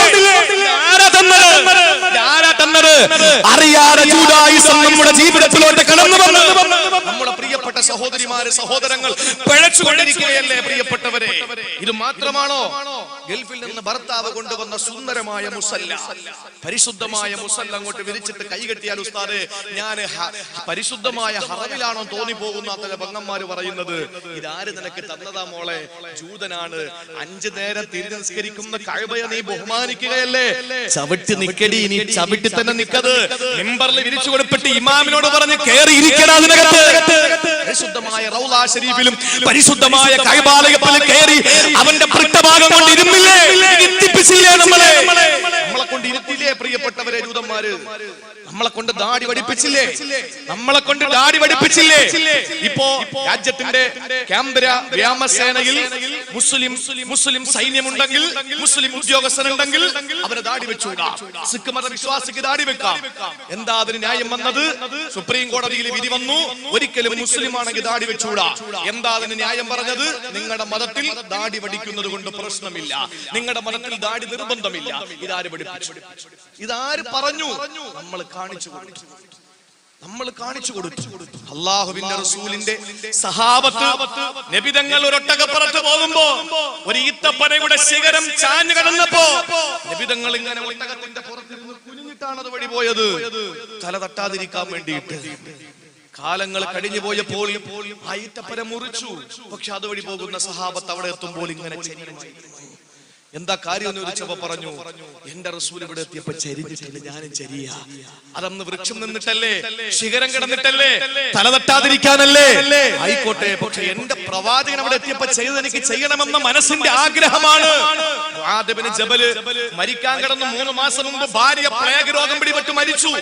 ആ പ്രിയപ്പെട്ട ഭാര്യയുടെ മരണത്തിന്റെ വേദന മനസ്സിൽ നിന്ന് വിട്ടുമാറും മുമ്പ് മുആദ് ഇബ്നു ജബൽ റളിയല്ലാഹു തആല അൻഹു പ്ലേഗ് രോഗം പിടിപെട്ട് മരണപ്പെടാൻ സക്കറാത്തിന്റെ ഹാലിൽ. ആ സമയത്താണ് ആളുകൾ ഒരുമിച്ച് കൂടി കലിമ പറഞ്ഞു കൊടുക്കാൻ വേണ്ടി വന്നപ്പോൾ എന്തോ ചുണ്ടനക്കുകയാണ്. മുആദ് ഇബ്നു ജബൽ റളിയല്ലാഹു അൻഹു പ്ലേഗ് രോഗം പിടിപെട്ട് കിടക്കുക. ആളുകൾ വന്നിട്ട് കാത് കൂർപ്പിച്ചിട്ട് ചോദിച്ചു, എന്താ മുആദേ? എനിക്കൊരു ആഗ്രഹമുണ്ട്. എന്താ ആഗ്രഹം? എനിക്കൊരു കല്യാണം കഴിച്ചു തരുമോ? നമ്മളെ നാട്ടിൽ സക്കറാത്തിന്റെ ഹാലിൽ കിടക്കുന്ന പ്രായം കഴിഞ്ഞൊരു ഉപ്പാപ്പ, പെണ്ടാട്ടിയൊക്കെ ഒരുപാട് ആളുകൾക്ക് മരിച്ചുപോയി, അല്ലെങ്കിൽ തൊട്ടുമുമ്പ് മരിച്ചു. പാപ്പ മരിക്കാൻ കിടക്കുകയാണ്, അല്ലെങ്കിൽ വണ്ടി ഇടിച്ച് ചെറുപ്പക്കാരൻ കിടക്കുന്നു, സക്കറാത്തിന്റെ ഹാലാണ്. എല്ലാവരെയൊക്കെ അറിയിച്ചു, ടാർപ്പാളി കെട്ടി, ടാർപ്പൊക്കെ കെട്ടി എല്ലാം അറിയിച്ചു. റാഹത്താണ്, ഇപ്പൊ തന്നെ മരിക്കും. സമൂഹം വിലയിരുത്തി. എന്തെങ്കിലും ആഗ്രഹമുണ്ടോ എന്ന് ചോദിച്ചു. എനിക്കൊരു പെണ്ണ് കിട്ടിയാ കൊള്ളാം. നമ്മളെന്താ അവനെ വിളിക്കുക? ഞരമ്പ് രോഗിന്നല്ലേ വിളിക്കുന്നത്. മുആദ് റളിയല്ലാഹു അൻഹു ചോദിച്ചു, എനിക്കൊരു കല്യാണം കഴിച്ചു തരുമോ? അത്ഭുതത്തോടെ ചോദിച്ചു, എന്താ മുആദേ നിങ്ങൾ ഈ പറയുന്നത്? മുആദ് റളിയല്ലാഹു അൻഹു പറഞ്ഞു, ഇന്നി അക്റഹു അൻ അൽഖല്ലാഹ അസ്ബാ. അല്ലാഹുവിന്റെ മുമ്പിൽ ഞാൻ വിഭാര്യനായി ചെല്ലുന്നതിനെ എനിക്ക് വെറുപ്പാണ്. എന്റെ റസൂലിന്റെ ചര്യയാണ് കല്യാണം കഴിക്കല്. എനിക്കിപ്പോ ഭാര്യയില്ലല്ലോ. അപ്പൊ ഭാര്യയില്ലാത്ത ഒരുത്തനായി എന്റെ അള്ളാനെ കണ്ടുമുട്ടാൻ എന്റെ റസൂലിന്റെ ഒരു സുന്നത്തില്ലാതെ ഞാൻ പോകുന്നു എന്ന് ആലോചിക്കുമ്പോൾ എനിക്ക് വെറുപ്പാണ്, പേടിയാണ്. അതുകൊണ്ട് എനിക്ക് വേറെ ഒന്നും വേണ്ട, ഞാൻ എഴുന്നേക്കൂലല്ലോ. എനിക്ക് ശാരീരിക ബന്ധത്തിലല്ല താല്പര്യം. എനിക്കൊന്ന് നിക്കാഹ് കഴിച്ച് എനിക്കൊരു ഭാര്യ ഉണ്ടെന്ന് എനിക്ക് അറിഞ്ഞാൽ മതി എന്ന് പറഞ്ഞ് മരണക്കിടക്കയിലും സുന്നത്ത് മുറുകെ പിടിക്കാനുള്ള വ്യഗ്രത. ആ സുന്നത്തല്ലേ ഞാനും നിങ്ങളും കൊണ്ട് കാറ്റിൽ പറത്തിയത്? സമാധാനം പറയേണ്ടി വരും. ആര് നമ്മളെ ചെയ്യിപ്പിച്ചു? കൂട്ടുകാരന്മാർ പിഴച്ചവന്മാരല്ലേ? പിഴച്ച കൂട്ടുകാരല്ലേ നമ്മളെ ചെയ്യിപ്പിച്ചത്? പള്ളിയിൽ ബാങ്ക് വിളിച്ചപ്പോൾ നിസ്കരിക്കാൻ വേണ്ടി പോകാൻ വേണ്ടി ഇറങ്ങുന്ന കൂട്ടുകാരൻ ഓടി വന്നിട്ട് ബൈക്ക് കൊണ്ട് നിർത്തിയിട്ട് യൂറോപ്യൻ ക്ലാസ്സിൽ ഇരിക്കുമ്പോൾ ഇരിക്കുന്ന ചില ബൈക്കുകൾ എത്ര വൃത്തികെട്ട കോലമാണ് എന്റെ പ്രിയപ്പെട്ടവരെ. അങ്ങനെ കൊണ്ട് നിർത്തിയിട്ട് പറഞ്ഞ അളിയാ കേറ്, ഒരു സുന്ദരമായ കോളത്തിട്ടുണ്ട്. അവനെ വണ്ടിക്കകത്ത് കയറ്റി നേരെ കൊണ്ടുപോവുകയാണ്. ലോഹർ വാസറും മഗ്‌രിബ് ഇശായും കഴിഞ്ഞിട്ട് 4ഉം 8ഉം കാലിൽ വീട്ടിൽ വന്ന് കയറുന്ന മക്കള്. ആരാ കൊണ്ടുപോയത്? എല്ലാം വെച്ച് കെട്ടിയിട്ട് പള്ളിയിൽ നിസ്കരിക്കാൻ വരാൻ വേണ്ടി വന്ന പാവപ്പെട്ട സഹോദരനെ പഴപ്പിച്ചതാരാണ്? ശൈത്താനല്ല, നിന്റെ കൂട്ടുകാരനാണ്. ഈ കൂട്ടുകാരന്റെ വാക്ക് നീ കേട്ടുകൊണ്ട് നീ നടന്നു കഴിഞ്ഞാൽ നാളെ പരലോകത്ത് വന്നിട്ട് നിനക്ക് അടി കിട്ടുമ്പോൾ നീ പറയും, അല്ലാഹ് അവന്റെ കൂടെ ഉണ്ടായിരുന്നു, എനിക്ക് റസൂൽ മതിയായിരുന്നു എന്ന് ചിന്തിക്കും. അത് അവിടെ വെച്ച് ചിന്തിച്ചിട്ട് കാര്യമില്ല, ഇവിടെ വെച്ച് തീരുമാനിക്കുക. ഇത് പേടിച്ച് റസൂലുള്ളാഹിന്റെ മുമ്പിൽ വന്നിട്ട് ചോദിച്ചു, നബിയേ നബിയേ അയ്യു ജുലസാഇനാ ഖൈറു യാ റസൂലല്ലാഹ്, ഞങ്ങൾ ആരെയാണ് കൂട്ടുകൂടേണ്ടത്? ആ സമയത്ത് നബി തങ്ങൾ ഒരു കൂട്ടുകാരനെ പരിചയപ്പെടുത്തി. ആ കൂട്ടുകാരൻ മതി നമുക്ക്, അല്ലാഹു സത്യം നമുക്ക് ആ കൂട്ടുകാരൻ മതി. അല്ലാത്തവനെയൊക്കെ പേര് വെട്ടി കളഞ്ഞോളി, അല്ലാത്തവരെ പേര് വെട്ടി കളഞ്ഞോളി. ഇന്ന് ഞാൻ പറയുന്നത് വാക്കിന് വില കൽപ്പിക്കാതെ താൻ പോടോ തന്റെ വഴിക്ക്, ഞങ്ങൾക്ക് ആ കൂട്ടുമതി എന്ന് ചിന്തിക്കുന്നവര് നാളെ പരലോകത്ത് വരുമ്പോൾ നമുക്ക് കാണാം. നാളെ കാണാം. എനിക്ക് പഴച്ച കൂട്ടുകാരനുണ്ടെങ്കിൽ നാളെ നിങ്ങളെ ആക്ഷേപിക്കും. ഇയാളല്ലടോ പ്രസംഗിച്ചത് വന്നിട്ട് നല്ല കൂട്ടുകാര് വേണോന്ന്, നീ കാരണം മറ്റോ പഴച്ചില്ലേ, അവൻ കാരണം നീ പഴച്ചില്ലേ എന്ന് നിങ്ങൾക്കും ചോദിക്കാം. അതുകൊണ്ട് എന്റെ പ്രിയപ്പെട്ടവരെ, മുത്തുനബിയുടെ മുമ്പിൽ വന്നിട്ട് സഹാബത്ത് ചോദിച്ചു, അയ്യു ജുലസാഇനാ ഖൈറു യാ റസൂലല്ലാഹ്, ആരെയാണ് നബിയെ, ആരെയാണ് നബിയെ ഞാൻ കൂട്ടുകൂടേണ്ടത്, ആരോടാണ് നബിയെ ഞാൻ കൂട്ടുകൂടേണ്ടത്? ആ സമയത്ത് അല്ലാഹുവിന്റെ പ്രിയപ്പെട്ട പ്രവാചകനെ പറയുകയാണ്, ആരോടാണ് കൂട്ടുകൂടേണ്ടതെന്നറിയോ? മനദക്കറക്കും ബില്ലാഹി റുയതുഹു വസാദ ഫീ ഇൽമികും മന്തിഖുഹു വദക്കറക്കും ബിൽ ആഖിറതി അമലുഹു. ആരുടെ ഭാഷണം, ആരുടെ ദർശനം നിനക്ക് അല്ലാഹുവിനെ ഓർമ്മിപ്പിക്കുന്നുവോ, ആരുടെ ഭാഷണം നിനക്ക് ഇൽമ വർദ്ധിപ്പിക്കുന്നുവോ, ആരുടെ പ്രവർത്തനം നിന്റെ പരലോകം നിന്നെ ഓർമ്മിപ്പിക്കുന്നുവോ, അവനാണ് നിന്റെ കൂട്ടുകാരനെന്ന് മദീനയുടെ മണവാളൻ നബി മുഹമ്മദ് മുസ്തഫ. ആരുടെ ദർശനം നിനക്ക് അല്ലാഹയെ ഓർക്കാൻ പറ്റുമോ, ആരുടെ ഭാഷണം നിനക്ക് ഇൽമ കിട്ടുമോ, ആരുടെ പ്രവർത്തനം നിനക്ക് പരലോകത്തെ ഓർമ്മിപ്പിക്കുമോ, ആ ഒരു കൂട്ടുകാരൻ മതി നിനക്കെന്ന മുഹമ്മദ് മുസ്തഫ. ഒരാളെ കണ്ടു, നിന്റെ കൂട്ടുകാരൻ ആരാകണം? അവനെ നീ കാണുമ്പോൾ പെട്ടെന്ന് നിനക്ക് അല്ലാഹയെ ഓർമ്മ വരും. കാരണം അവന്റെ കയ്യിൽ തസ്ബീഹ് മാലയുണ്ട്, അല്ലെങ്കിൽ അവൻ എപ്പോഴും ഇങ്ങനെ കൊണ്ടിരിക്കുകയാണ്, അല്ലെങ്കിൽ അവന് സുന്നത്തായ നല്ല ദാടി വെച്ചു, മീശ വെട്ടി ഒതുക്കി ഈ പറയുന്ന എന്താണ് ഈ അരിപ്പല്ല, ചില മീശ ഇട്ടില്ലേ അരിപ്പ്, മേൽ ചുണ്ട് നല്ലതുപോലെ പുറത്ത് കാണുന്ന രീതിയിലാണ് മീശ വെക്കേണ്ടത്. അങ്ങനെയാണ് മുസ്ലിമിനെ കണ്ട നല്ല വൃത്തി വേണം, ഇതൊരു മുസ്ലിമാണെന്ന് തോന്നണം.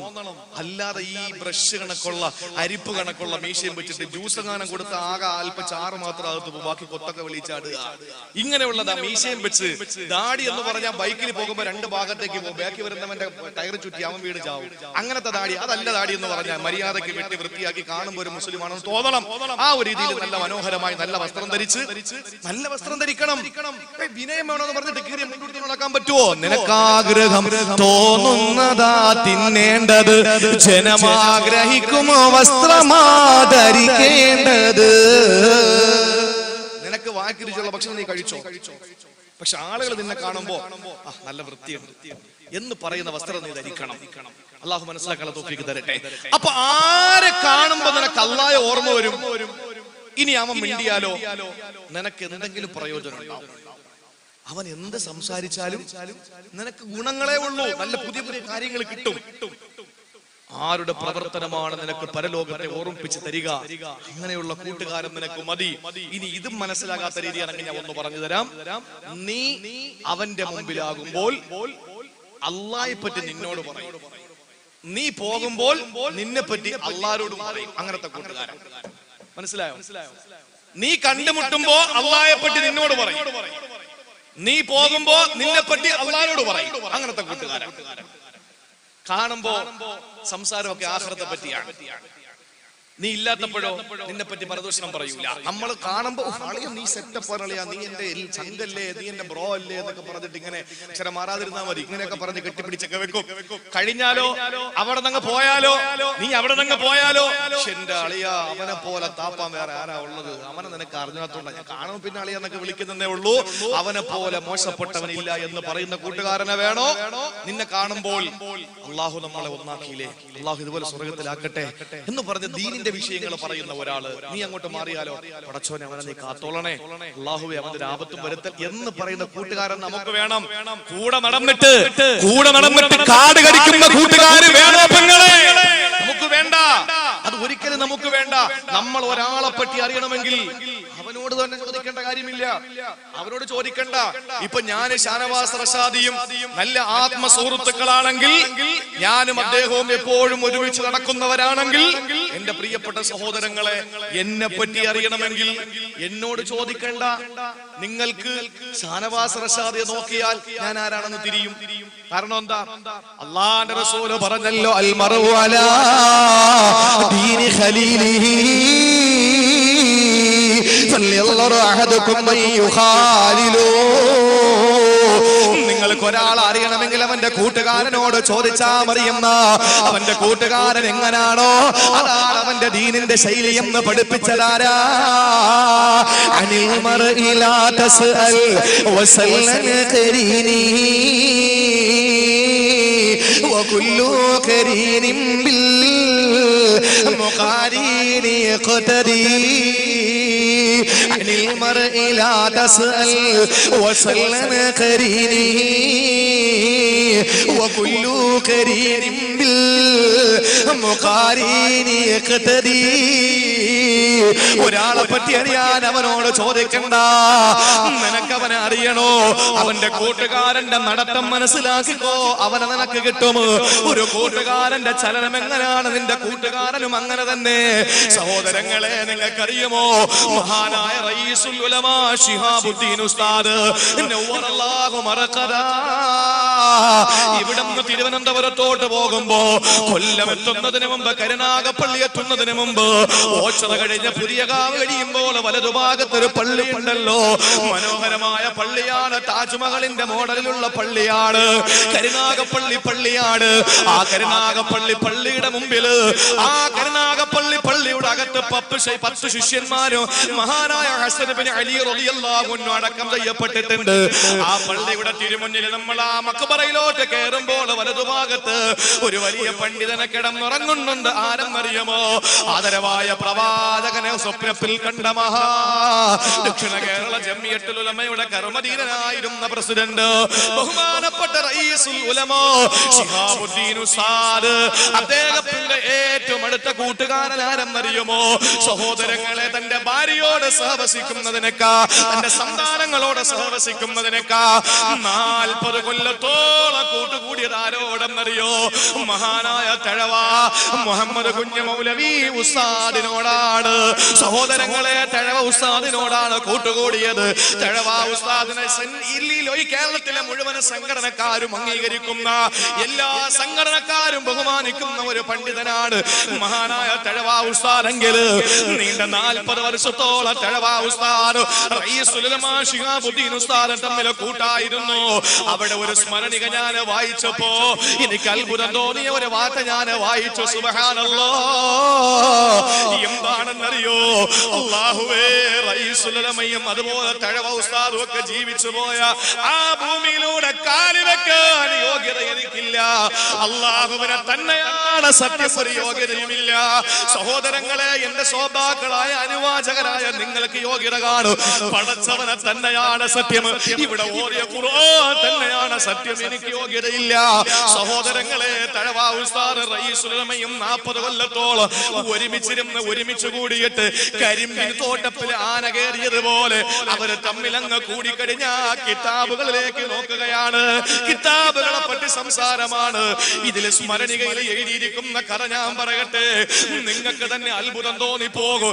ഈ 40 കൊല്ലത്തിനിടയില് തഴവ ഉസ്താദ് ഇന്നേ വരെ റഈസുൽ ഉലമയോട്, റഈസുൽ ഉലമ തിരിച്ച് തഴവ ഉസ്താദിനോട്, നിങ്ങളുടെ മോന് സുഖമാണോ, നിങ്ങളുടെ മോക്ക് സുഖമാണോ, നിങ്ങളുടെ വീട്ടുകാർക്ക് സുഖമാണോ, എന്താ കഴിച്ചത്, എങ്ങനെ ആരോഗ്യം, ഇതിനെപ്പറ്റി ഒരു കാര്യം പോലെ ചർച്ച ചെയ്തിട്ടില്ല.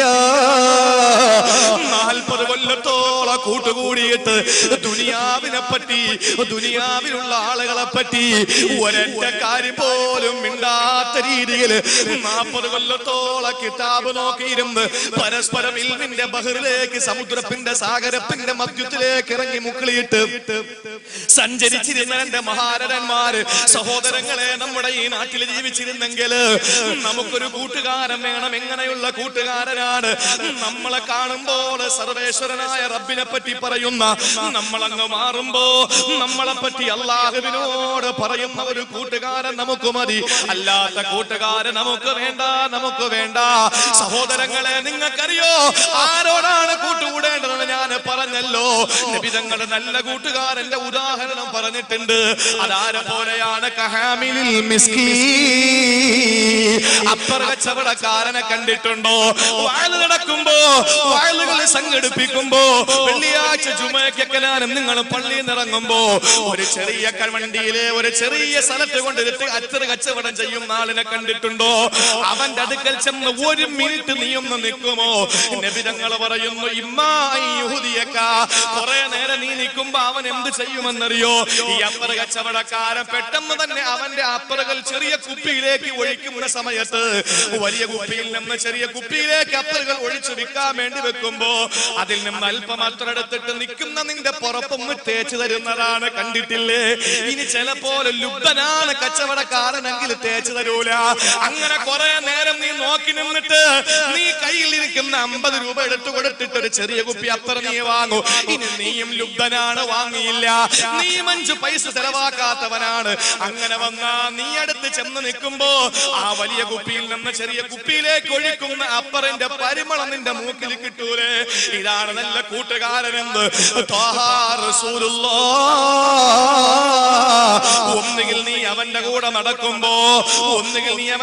നടക്കുമ്പോ ഓട്ടോമാറ്റിക്കായി നീ അവന്റെ പ്രവർത്തനങ്ങൾ ചെയ്യാൻ സാധ്യത. ഒന്നുകിൽ അവൻ നിന്നോട് ചെയ്യടാ, അത് ചെയ്യടാ, ഇവിടെ വാടാ, അങ്ങനെ ചെയ്യടാ എന്നവന് പറയും. അതല്ലെങ്കിലോ അത് അപ്പർ നമുക്ക് സൗജന്യം തരുന്നത് പോലെയാണ്.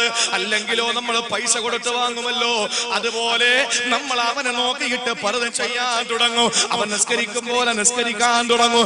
അവനെ പോലെ പല കാര്യങ്ങളും ചെയ്യാൻ തുടങ്ങും.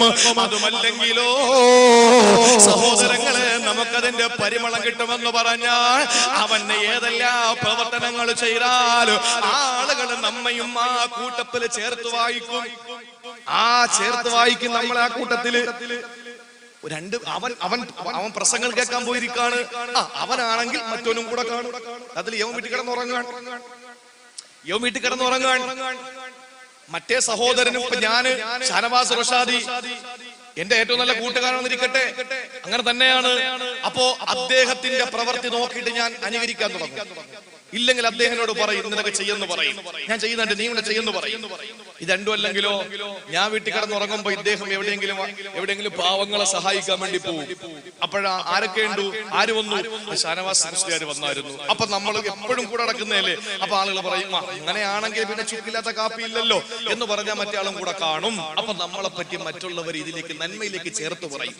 ഇനി മോശപ്പെട്ട കൂട്ടുകാരൻ ആരെ പോലെ എന്നറിയോ? അല്ലാഹുവിന്റെ റസൂൽ പറയുകയാണ്,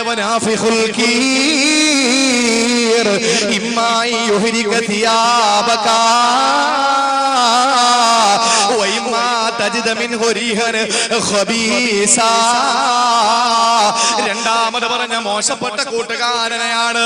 അതെങ്ങനെയാണെന്നറിയുമോ? നീ ഏതെങ്കിലും ഉലയുടെ അടുത്ത് ഉലക്കാരന്റെ അടുത്ത് ചെന്നാൽ, ഇവിടെ എന്ത് പറയുന്നത് എനിക്കറിയില്ല, ഉല എന്ന് പറയില്ലേ ഈ ആല, അതായത് ആയുധങ്ങൾ ഉണ്ടാക്കുന്ന ഇരുമ്പ് പണിക്കാരന്റെ അടുത്ത് ചെന്നിരിക്കുന്നവനെ പോലെയാണെന്ന് മുഹമ്മദ് മുസ്തഫ. എങ്ങനാ ഇരുമ്പ് വലിക്കാരന്റെ ജോലി? നീ അവിടെ ചെന്ന് നിന്നാൽ ഇരുമ്പുണ്ടാക്കുന്നവന്റെ അടുത്ത് നിന്നിരിക്കാൻ. അപ്പൊ അവൻ ഒരു ചെറിയ ഇരുമ്പിന്റെ ഒരു ചെറിയ കൈയെടുത്ത് ഒരു ഇരുമ്പിന്റെ കട്ട എടുത്തിട്ട് തീയിൽ വെച്ചിട്ട് അവൻ ഇങ്ങനെ കറക്കിയിട്ട്, ഇപ്പൊ അങ്ങനെ കൊണ്ടോന്ന് എനിക്കറിയില്ല, അങ്ങനെ തീ ഇങ്ങനെ കത്തിച്ച് വരുമ്പോൾ അത് അല്ലാഹുവിന്റെ റസൂൽ പറയുന്നു, തീപ്പൊരി തെറിച്ചിട്ട് നിന്റെ വസ്ത്രം ഉരുകി പോകാൻ സാധ്യതയുണ്ട്. തീപ്പൊരി തെറിച്ചിട്ട് നിന്റെ വസ്ത്രം ഉരുകി പോകാൻ സാധ്യതയുണ്ട്. ഇനി അങ്ങനെ ഉരുകി പോയൊന്നുമില്ല, നീ നല്ല സൂക്ഷിച്ച് തന്നെയാ നിന്നത്, കുഴപ്പമൊന്നുമില്ല എന്ന് പറഞ്ഞാൽ മോശപ്പെട്ട കൂട്ടുകാരനാണെങ്കിൽ നീ വെള്ളം അടിക്കാൻ സാധ്യതയുണ്ട് അവനോടൊപ്പം ചേർന്ന്. ഇല്ല, ഞാൻ മാറി തന്നെ നിന്നത്, കരിയാത്തതുപോലെ മാറി തന്നെ നിന്നത്. എന്നാൽ റബി തങ്ങൾ പറയുന്നു, ഈ ഇരുമ്പ് പണിക്കാരന്റെ ആലയിൽ നിന്നുള്ള നാറ്റം നിനക്കടിക്കൂലേ? ഇരുമ്പിന്റെ വാസന നിനക്ക് വരൂലേ? നീ ഇറങ്ങി വരുമ്പോ ഒരു വല്ലാത്തൊരു നാറ്റം വരൂലേ? അതുപോലെ നീ കുടിക്കണ്ട, കുടിക്കുന്നവരുടെ കൂടോ നിന്റെ അടുത്തുനിന്ന് നാറ്റം ഉണ്ടാവും. ശരിയല്ലേ? ചന്ദനം ചാരിയാൽ ചന്ദനം മണക്കും, ചാണകം ചാരിയാൽ ചാണകം മാറും. ഇതല്ലേ പ്രിയപ്പെട്ടവരെ? അതുകൊണ്ട് തീരുമാനമെടുത്തോളി, നല്ല കൂട്ടുകാരെ നമുക്ക് മതി. പരലോകത്ത് ചെന്നിട്ട് കാലിട്ടടിച്ചിട്ട് കാര്യമില്ല. അള്ളാഹു അവനോട് കൂടി നശിച്ചു പോയല്ലോ എന്നൊന്നും ചിന്തിച്ചിട്ട് കാര്യമില്ല. ഇവിടെ വെച്ച് തീരുമാനിച്ച് നല്ല കൂട്ടുകാരെ കൊണ്ടുപോയി അള്ളാഹു തൗഫീഖ് നൽകി അനുഗ്രഹിക്കുമാറാവട്ടെ. നാലാമത്തെ സന്ദർഭം ചുരുക്കി പറയുന്ന 2 ഘട്ടങ്ങൾ കൂടി നമുക്ക് പറയാനുണ്ട്. അല്ലാഹു മനസ്സിലാക്കാനുള്ള തൗഫീഖ് തരട്ടെ. നാലാമത് അല്ലാഹുവിന്റെ പരിശുദ്ധമായ ഖുർആൻ സൂറത്തുൽ ഹാഖ. സൂറത്തുൽ ഹാഖ പറയുകയാണ്, സൂറത്തുൽ ഹാഖ. സഹോദരങ്ങളെ, അല്ലാഹു പറയുകയാണ് നാലാമത്തെ വിലാപം എവിടെയാണെന്നറിയോ? അവിടുന്ന് പോയി ആദ്യം വന്നു എങ്ങനെയാണ്? ഒന്നുമില്ല കയ്യില്, പടച്ചോനെ വല്ലതും കൊണ്ടുവന്നിരുന്നെങ്കിൽ എന്നാലോചിച്ചു, രക്ഷയില്ല. രണ്ടാമത് എല്ലാവരെയും മണ്ണാകാൻ പറഞ്ഞപ്പോ രണ്ടാമത്തെ വിലാപം, പടച്ചോനെ ഞാനും മണ്ണായിരുന്നെങ്കിൽ രക്ഷയില്ല. മൂന്നാമത് അല്ലാഹുവേ ഞാനൊന്നും കൊണ്ടുവരാതെ തിന്മകൾ മാത്രം കൊണ്ടുവന്നതിന് കാരണക്കാരൻ യവനാണ്. അവിടെ വിലപിച്ചിട്ട് കാര്യമില്ല. ആ സമയത്താണ് നാലാമത്തെ സംഗതി വരുന്നു. എന്താ? നിന്റെ ജീവിതത്തിന്റെ മുഴുവൻ റെക്കോർഡുകളും അടങ്ങിയ നിന്റെ ജീവിതത്തിന്റെ 7 കർമ്മപുസ്തകം നിന്റെ കയ്യിൽ കൊണ്ട് തരികയാണ്. ആ സമയത്ത് അല്ലാഹു സൂറത്തുൽ ഹാഖയിലൂടെ പറയുന്നു, അമ്മാ മൻ ഊതിയ കിതാബഹു ബിശിമാലിഹി. ഇടത് കയ്യിൽ ഗ്രന്ഥം വാങ്ങുന്നവന്റെ അവസ്ഥ എന്തെന്നറിയുമോ? ഇടത്തെ കയ്യിൽ ഗ്രന്ഥം വാങ്ങുന്നവന് യഖൂലു യാ ലൈതനി ലം ഊത കിതാബിയാ. അല്ലാഹുവേ എനിക്ക് ഈ കിതാബ് കിട്ടാതിരുന്നെങ്കിൽ, അല്ലാഹുവേ ഈ കിതാബ് എനിക്ക് കിട്ടാതിരുന്നെങ്കിൽ, വലം അദ്രി മാ ഹിസാബിയാ, ഈ വിചാരണ എന്തെന്ന് ഞാൻ അറിയാതിരുന്നെങ്കിൽ, യാ ലൈതഹാ കാനത്തിൽ ഖാലിയാ, മരണത്തോടെ എല്ലാം അങ്ങ് തീർന്നിരുന്നെങ്കിൽ. ഇല്ല പെങ്ങളെ, മരണത്തോടെ തുടക്കമാണ്. നമ്മുടെ ജീവിതത്തിന്റെ ഒടുക്കത്തിന്റെ തുടക്കം എവിടെയാണ്? അത് തുടക്കമാണ് ഖബർ മുതൽ. ഈ ലോകത്തിന്റെ ഒടുക്കമാണ് എല്ലാ ജീവിതത്തിന്റെയും തുടക്കമെന്ന് പഠിക്കണേ സഹോദരങ്ങളെ. നമ്മുടെ ജീവിതത്തിന്റെ തുടക്കം എവിടെ നിന്നാണ്? അത് ഖബർ മുതലാണ്. ആ ഖബറിലെ ജീവിതം ഞാനും നിങ്ങളും പരലോകത്ത് വന്ന് ഇടത് കയ്യിലെ കിതാബ് വാങ്ങിയിട്ട് പറയുന്നത്, അല്ലാഹുവേ ഈ കിതാബ് കിട്ടാതിരുന്നെങ്കിൽ, വിചാരണ നേരിടാതിരുന്നെങ്കിൽ, മരണത്തോടെ മണ്ണോട് ചേർന്നിരുന്നെങ്കിൽ, അല്ലാഹുവേ നീ മാലിയ, എന്റെ സമ്പത്ത് എനിക്ക് വില പോയില്ല. അല്ലാ ഹലക നീ സുൽത്താനിയ, അല്ലാഹുവേ എന്റെ അധികാരം എന്നെ നശിപ്പിച്ചു റബ്ബേ, എന്നെ നശിപ്പിച്ചു കളഞ്ഞു റബ്ബേ. നിങ്ങൾക്കറിയുമോ സഹോദരങ്ങളെ, ഇതാരാണ് കൂടുതൽ പറയുന്നതെന്നറിയോ? അബൂലഹബിനെ നിങ്ങൾക്കറിയോ? അബൂലഹബിനെ നിങ്ങൾക്കറിയോ? ആരായിരുന്നു അബൂലഹബെന്ന് എന്റെ തോട്ടുമുഖത്തുള്ള പെങ്ങൾക്കറിയോ? അബൂലഹബിന്റെ അർത്ഥം എന്തെന്നറിയോ? പ്രോജ്വലിക്കുന്ന പ്രഭയുടെ പിതാവെന്നാണ്. എന്താണ് ആ പേരങ്ങേർക്ക് കിട്ടാനുള്ള കാരണം എന്തെന്നറിയോ?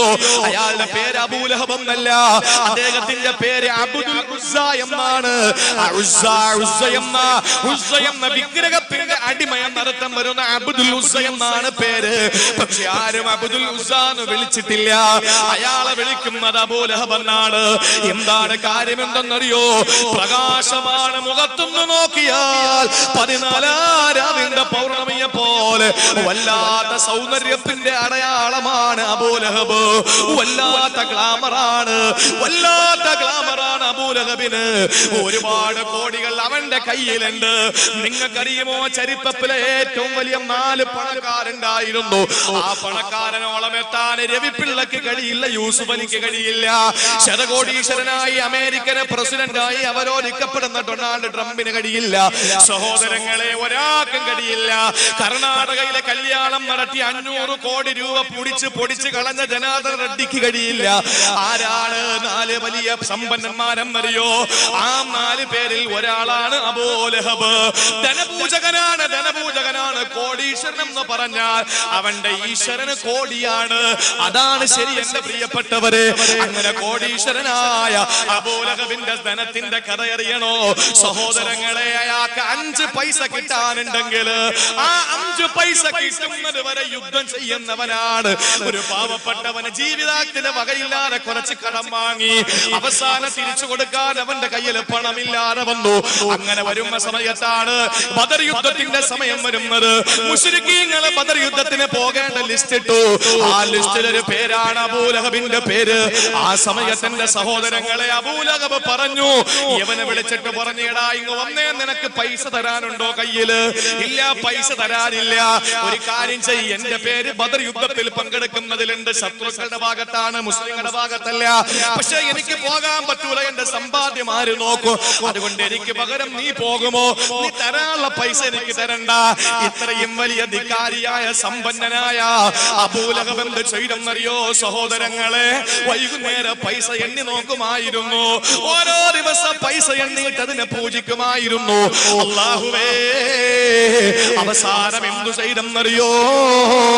അല്ലാഹുവേ, ശരീരത്തിൽ ഒരു ചെറിയ കുരു കൊടുത്തു. അല്ലാഹു ഒരു ചെറിയ കുരുവാ കൊടുത്തത്. ആ കുരു ഇങ്ങനെ ചൊറിയാൻ തുടങ്ങി. അബൂലഹബ് ഇങ്ങനെ ചൊറിഞ്ഞു ചൊറിഞ്ഞു ചൊറിഞ്ഞു. സുബ്ഹാനല്ലാഹ്, അബൂലഹബിന്റെ ശരീരം മുഴുവനും ആ കുരുക്കൾ വന്നു. ആ കുരുക്കള് ശരീരം മുഴുവനും വന്നങ്ങ് തണുത്തു നിൽക്കാൻ തുടങ്ങി. അവസാനം വല്ലാത്ത വേദന വന്നു. അവസാനം ആ ചലമൊഴുകാൻ തുടങ്ങി ശരീരത്തിലൂടെ ചലവും രക്തവും ചാലിട്ടൊഴുകിയപ്പോ അസഹ്യമായ ദുർഗന്ധമാ. ഭാര്യ പറഞ്ഞു, നിങ്ങൾ എന്റെ റൂമിൽ കിടക്കല്ലേ,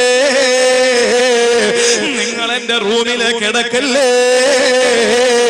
നബിതങ്ങൾ നടന്നു പോകുന്ന പാറയോരത്തെ കല്ലും മുള്ളും മാറിയിട്ട് പൊന്നാര നബിതങ്ങളെ ഒരുപാട് കുറ്റപ്പെടുത്തി, ഒരുപാട് വേദനിപ്പിച്ച ഭാര്യയും ഭർത്താവുമാണ് അബൂലഹബും ഉമ്മു ജമീലയും. ഉമ്മു ജമീല പറഞ്ഞതെന്തെന്നറിയോ? ഇന്നലെ വരെ തന്റെ രാത്രികളെ ധന്യമാക്കി മാറ്റിയ അബൂലഹബിനോട് തന്റെ മാരടത്തിന്റെ സുഗന്ധം ആരാണോ ഏറ്റുവാങ്ങിയത്? അബൂലഹബ് എന്ന ഭർത്താവിനോട് പറയുന്നു, എടോ, ഇന്നെന്റെ റൂമിൽ നീ കേറാൻ പാടില്ല. അല്ല കൊടുക്കുന്ന പണി കണ്ടോ, പണി കണ്ടോ. അല്ലാട്ട കളിക്കല്ലേ, പടച്ചോനടുത്ത് കളിക്കല്ലേ. അല്ലാട്ട കളിച്ച കളിയിൽ കൊതിവിടുമേ. സഹോദരങ്ങളെ, അബൂലഹബിനെ അല്ലാഹു എന്ത് ചെയ്തെന്നറിയോ? അവന്റെ ശരീരത്തിൽ ഇങ്ങനെ കുരുക്കളെ കൊടുത്ത് അബൂലഹബിന്റെ ശരീരത്തിൽ നിന്ന് വരുന്ന ദുർഗന്ധം സഹിക്കാൻ കഴിയാതെ ഭാര്യ പറഞ്ഞ എന്റെ റൂമിൽ നിന്ന് പുറത്തിറങ്ങടാ. റൂമിൽ നിന്ന് പുറത്തിറങ്ങിയപ്പോലും മക്കൾ വന്നിട്ട് പറഞ്ഞു, വീട്ടിൽ നിന്ന് പുറത്തു പോടാ, വല്ലാത്ത നാറ്റമാണ്. അങ്ങനെ വീട്ടിൽ നിന്ന് അടിച്ചു പുറപ്പാക്കി. കോടീശ്വരനാണ്, ധനപൂജകനാ. ഈ അബൂലഹബ് വീടിന്റെ പുറത്തിറങ്ങുമ്പോ നാട്ടുകാര് പറഞ്ഞു, പോടാ പോടാ, ഈ നാട്ടിൽ നിന്ന് പോടാ. ബെഡ്റൂമിൽ നിന്ന് ഭാര്യ പുറത്തിറക്കി, വീട്ടിൽ നിന്ന് മക്കൾ പുറത്തിറക്കി, നാട്ടിൽ നിന്ന് നാട്ടുകാരെ പുറത്താക്കി. അവസാനം പോകുന്ന വഴിയില് ഇങ്ങനെ വല്ലാതെ വേദനിച്ച് നടക്കുകയാ. മറിഞ്ഞങ്ങ് വീണു ചത്തില്ലേ. ആളുകളെ വന്നിട്ട് പറഞ്ഞു, അബൂലഹബിന്റെ മക്കളോട് പറഞ്ഞു, വാപ്പാടെ ജനാസ എടുത്ത് കുഴിച്ചിടാ, ശവശരീരം എടുത്ത് കുഴിച്ചിടാ, ഇവിടെ സാംക്രമിക രോഗങ്ങൾ വരുമടാ, ഞങ്ങളെ കുഴിച്ചിടൂല. അവസാനം നാട്ടുകാര് പ്രക്ഷോഭം സംഘടിപ്പിച്ചു. കണ്ടിട്ടില്ലേ, കോഴി വേസ്റ്റ് കൊണ്ടുവന്ന് വളവിൽ എറിയുന്ന സാമൂഹ്യ വിരുദ്ധർക്കെതിരെ ജനക്ഷോഭം വരുന്നത് പോലെ അബൂലഹബ് എന്ന സമ്പന്നന്റെ ശരീരം മറവ് ചെയ്യുന്നതിന് വേണ്ടി ജനകീയ പ്രക്ഷോഭം വരികയാണ്. ആളുകൾ വന്നിട്ട് പറഞ്ഞു, നിങ്ങളുടെ വാപ്പയല്ലേ, നിങ്ങൾക്ക് ജന്മം നൽകിയവനല്ലേ, കുഴിച്ചിടാ കൊണ്ടുപോയെന്ന് പറഞ്ഞപ്പോലും മക്കള് പറഞ്ഞു, ഇല്ല, അവന്റെ ശരീരത്തിൽ ഞങ്ങൾ തൊടൂല. അവസാനം എന്റെ പ്രിയപ്പെട്ടവരെ, അബസീനിയയിലെ പാവപ്പെട്ട കുറെ അടിമകളെ വിളിച്ചു. വയറ് നിറച്ച് ഭക്ഷണം കഴിക്കാൻ കഴിയാത്ത പാവപ്പെട്ട അബസീനിയയിലെ അടിമകൾ വന്നിട്ട് പറഞ്ഞു, ഞങ്ങൾ ചെയ്തോളാ, ഞങ്ങൾക്ക് പൈസ തന്നാ മതി. പാപ്പാടെ പൈസ ഒരുപാടുണ്ട്, നിങ്ങളെന്ന് കുഴിച്ചിട്ട് തന്നാ മതി, പൈസ തരാ. വന്ന് നോക്കുമ്പോ അല്ലാഹ്, അബസീനിയയിലെ, എത്യോപ്യയിലെ, ഹബിഷയിലെ അടിമകൾ പറഞ്ഞതെന്തെന്നറിയോ? ഞങ്ങൾ പട്ടിണി കിടന്നു മരിച്ചാൽ യവന്റെ ശരീരപ്പ് ഞങ്ങള് തൊടില്ല. അല്ലാഹുവിന്റെ ശിക്ഷ വന്നപ്പോ കൂട്ടുകാരും വീട്ടുകാരും നാട്ടുകാരും ഇറക്കി വിട്ട അബൂലഹബിന് അവസാനം നിൽക്കാൻ കഴിയാതെ കമ്പൊടിച്ചിട്ട് കമ്പ് കുത്തി കുഴിയിലകത്താക്കി. ആ കമ്പ് പോലും കുഴിക്കകത്തിട്ട് മണ്ണിട്ട് മൂടി. സഹോദരങ്ങളെ, നാളെ പരലോകത്ത് വരുമ്പോ അബൂലഹബ് പറയുന്നതാണ്, മാനാ അന്നീ മാലിയാ സുൽത്താനിയ. അതുകൊണ്ട് സഹോദരങ്ങളെ, നമുക്ക് വേണ്ടത് എന്താണ്? നമുക്ക് വലത് കയ്യിൽ കിതാബ് കിട്ടലാണ് വേണ്ടത്. വേണ്ടത്. ഇടത് കയ്യിലെ കിതാബ് കിട്ടിയാൽ അറിയാതെ നിലവിളിച്ചു പോകും, അല്ലാഹുവേ കിട്ടാതിരുന്നെങ്കിൽ, വിചാരണ ഇല്ലാതിരുന്നെങ്കിൽ, മരണത്തോടെ എല്ലാം തീർന്നിരുന്നെങ്കിൽ, സമ്പത്ത് ഉപയോഗമില്ലാതായി പോയി, അധികാരം എന്നെ നശിപ്പിച്ചു കളഞ്ഞു. എല്ലാവരും കരയും, എല്ലാവരും കരയും. ഇന്ന് റോഹിംഗ്യയിലെ പാവപ്പെട്ട മുസ്ലിം സഹോദരങ്ങളെ പീഡിപ്പിച്ചു കൊല്ലുന്ന ബുദ്ധ ഭീകരവാദികൾ നാളെ പരലോകത്ത് പറയൂ, അല്ലാഹുവേ പടച്ചവനെ നശിപ്പിച്ചല്ലോ, നശിപ്പിച്ചല്ലോ. സമാധാനത്തിന്റെ നോബൽ സമ്മാനം നേടിയ ഓങ് സാങ് സൂചി നാളെ പറയും, എന്റെ പ്രിയപ്പെട്ടവരെ എന്റെ അധികാരം എന്നെ നശിപ്പിച്ചു കളഞ്ഞല്ലോ എന്ന് പറയുന്ന കാലമാണ്. അതുകൊണ്ട് നമുക്ക് വേണ്ടത് എന്താണ്?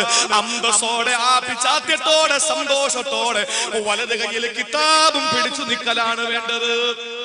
അല്ലാഹു ഭാഗ്യം തരട്ടെ. വലത് കയ്യിൽ കിതാബ് കിട്ടാം. എങ്ങനെ ഇടത് കയ്യിൽ കിട്ടുന്നത്? എങ്ങനെ ഇടത് കയ്യിൽ കിട്ടുന്നത്? മരണത്തോടു കൂടി അറിയാം നമ്മളിന്റെ അവസ്ഥ എന്താവും. മരിച്ചാൽ ഇപ്പൊ നമുക്കറിയാൻ പറ്റും. ഞാൻ ഭയങ്കര പ്രസംഗം അങ്ങോട്ട് നടക്കാം, എന്റെ മരണം എങ്ങനെ അറിയാൻ പറ്റും? അല്ലാഹു നല്ല മരണം തരട്ടെ. നമ്മൾ പ്രസംഗം കേൾക്കുന്നു, നമ്മൾ എങ്ങനെ മരിക്കുമെന്ന് പറയാൻ പറ്റുമോ? പറ്റില്ല. മരിച്ചു കഴിഞ്ഞാൽ അറിയാം ഇനി അങ്ങോട്ട് നമുക്ക് എന്താണെന്നുള്ളത്. സ്വർഗ നരകങ്ങൾ നമുക്കിപ്പോ ആഗ്രഹിക്കാം, പക്ഷേ പറയാൻ പറ്റുമോ നമ്മൾ സ്വർഗത്തിലാണെന്ന്? ഉഹുദിൽ പടഞ്ഞു വീണ് കിടക്കുന്ന സഹാബിയുടെ ശരീരം എടുത്തു വെച്ചിട്ട് ഉമ്മ, മോനെ നീ രക്ഷപ്പെട്ടെന്ന് പറയാ. ഉഹുദിൽ മരിച്ചു കിടക്കുക, വയറ്റത്ത് കല്ലും കിടക്കുകയാണ്. കാരണം എണീച്ച് നിൽക്കാൻ കഴിയാത്ത പട്ടിണി കിടന്നപ്പോ യുദ്ധത്തിന് വേണ്ടി വയറ്റ് കല്ലും വെച്ച് കെട്ടി യുദ്ധത്തിന് വന്നതാ. നമ്മളാണെങ്കിലോ എന്റെ പ്രിയപ്പെട്ടവരെ, ആ സമയത്ത് ആ ഉമ്മയോട് നബി തങ്ങൾ ചോദിക്കുന്നു, ഉമ്മ നിങ്ങൾക്ക് ഉറപ്പുണ്ടായിമോ സ്വർഗത്തിൽ പോകും? അതാണ് സ്വർഗം, അതാണ് നരകം. എന്റെ പ്രിയപ്പെട്ടവരെ നമുക്ക് ഉറപ്പില്ല, പക്ഷേ നമുക്കറിയാം മരണത്തോടു കൂടിയിട്ട് നമുക്ക് എന്താകുമെന്നറിയാം. ഏറ്റവും വലിയ ഷെയ്ഖാണ് മഹാനായ ഷെയ്ഖ് അലി റളിയല്ലാഹു അൻഹു. അതിനപ്പുറത്തെ വേറെ ഷെയ്ഖൊന്നുമില്ല. അലിയാർ തങ്ങളുടെ ഏറ്റവും നല്ല രണ്ട് ശിഷ്യന്മാരല്ലേ റബീഉം റിബീഉം. രണ്ടുപേരും ഒരു ദിവസം ഒരു പ്രതിജ്ഞ എടുത്തു. എന്താ പ്രതിജ്ഞ എന്നറിയോ? ഞങ്ങളുടെ സങ്കേതം എവിടെയാണെന്ന് അറിയുന്നവരെ ഞങ്ങൾ ഇനി ചിരിക്കൂല. സ്വർഗമാണോ നരകമാണോ നമ്മൾ പോകുന്നതെന്ന് അറിയുന്നവരെ ചിരിക്കൂല. മരിക്കുന്നവരെ ചിരിച്ചില്ല. ചിലര് പറയും ഞങ്ങളോട് വന്നാൽ നിങ്ങൾക്ക് ചിരിക്കാന്ന് ഇല്ല. ഏറ്റവും വലിയ ശൈഖിന്റെ ശിഷ്യന്മാര്, പ്രധാനപ്പെട്ട രണ്ട് മുരീദന്മാര് മരിക്കുന്നവരെ ചിരിച്ചില്ല. അവസാനം മരണപ്പെട്ടതിനു ശേഷം മയ്യത്ത് കട്ടിലിൽ കിടത്തി കുളിപ്പിച്ചുകൊണ്ടിരിക്കുന്ന ആൾ നോക്കിയപ്പോ മരിച്ചതിന് ശേഷം കിടന്ന് ചിരിക്കുക. മരിച്ചതിന് ശേഷം ഇങ്ങനെ ചിരിക്കുകയാണ്. അപ്പൊ എന്താ മനസ്സിലാക്കിയേ? മരിച്ചാലേ അറിയൂ നമ്മൾ സ്വർഗമാണോ നരകമാണോ എന്നുള്ള കാര്യം. എന്റെ പ്രിയപ്പെട്ട സഹോദരങ്ങളെ, അതുകൊണ്ട് ഈ മനുഷ്യനും മരണശേഷം അറിയാൻ ഇനി എന്തൊക്കെയാ നടക്കാൻ പോകുന്നത്. നല്ല ആളാണെങ്കിൽ നിസ്കാരം കൊണ്ട് നോമ്പുണ്ട്, ആരെ ഉപദ്രവിച്ചൊന്നുമില്ല, പാവങ്ങളൊക്കെ സഹായിച്ചു, എല്ലാ കാര്യങ്ങളും റാഹത്താണ്. അങ്ങനെയുള്ള ഒരു മനുഷ്യരാണെങ്കിലും മലക്ക് വന്നിട്ട് വാപ്പാടെയും അവന്റെയും പേര് ചേർത്ത് വിളിക്കും.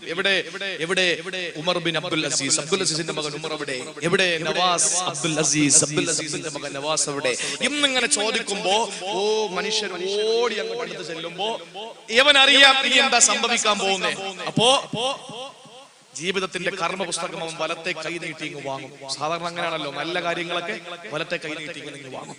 എന്നാ ഇടത്തെ കൈ കിട്ടുന്ന കാര്യം കേട്ടോ, അവരറിയാം മരണത്തോടു കൂടി എന്താ സംഭവിക്കാൻ പോകുന്നതെന്ന്.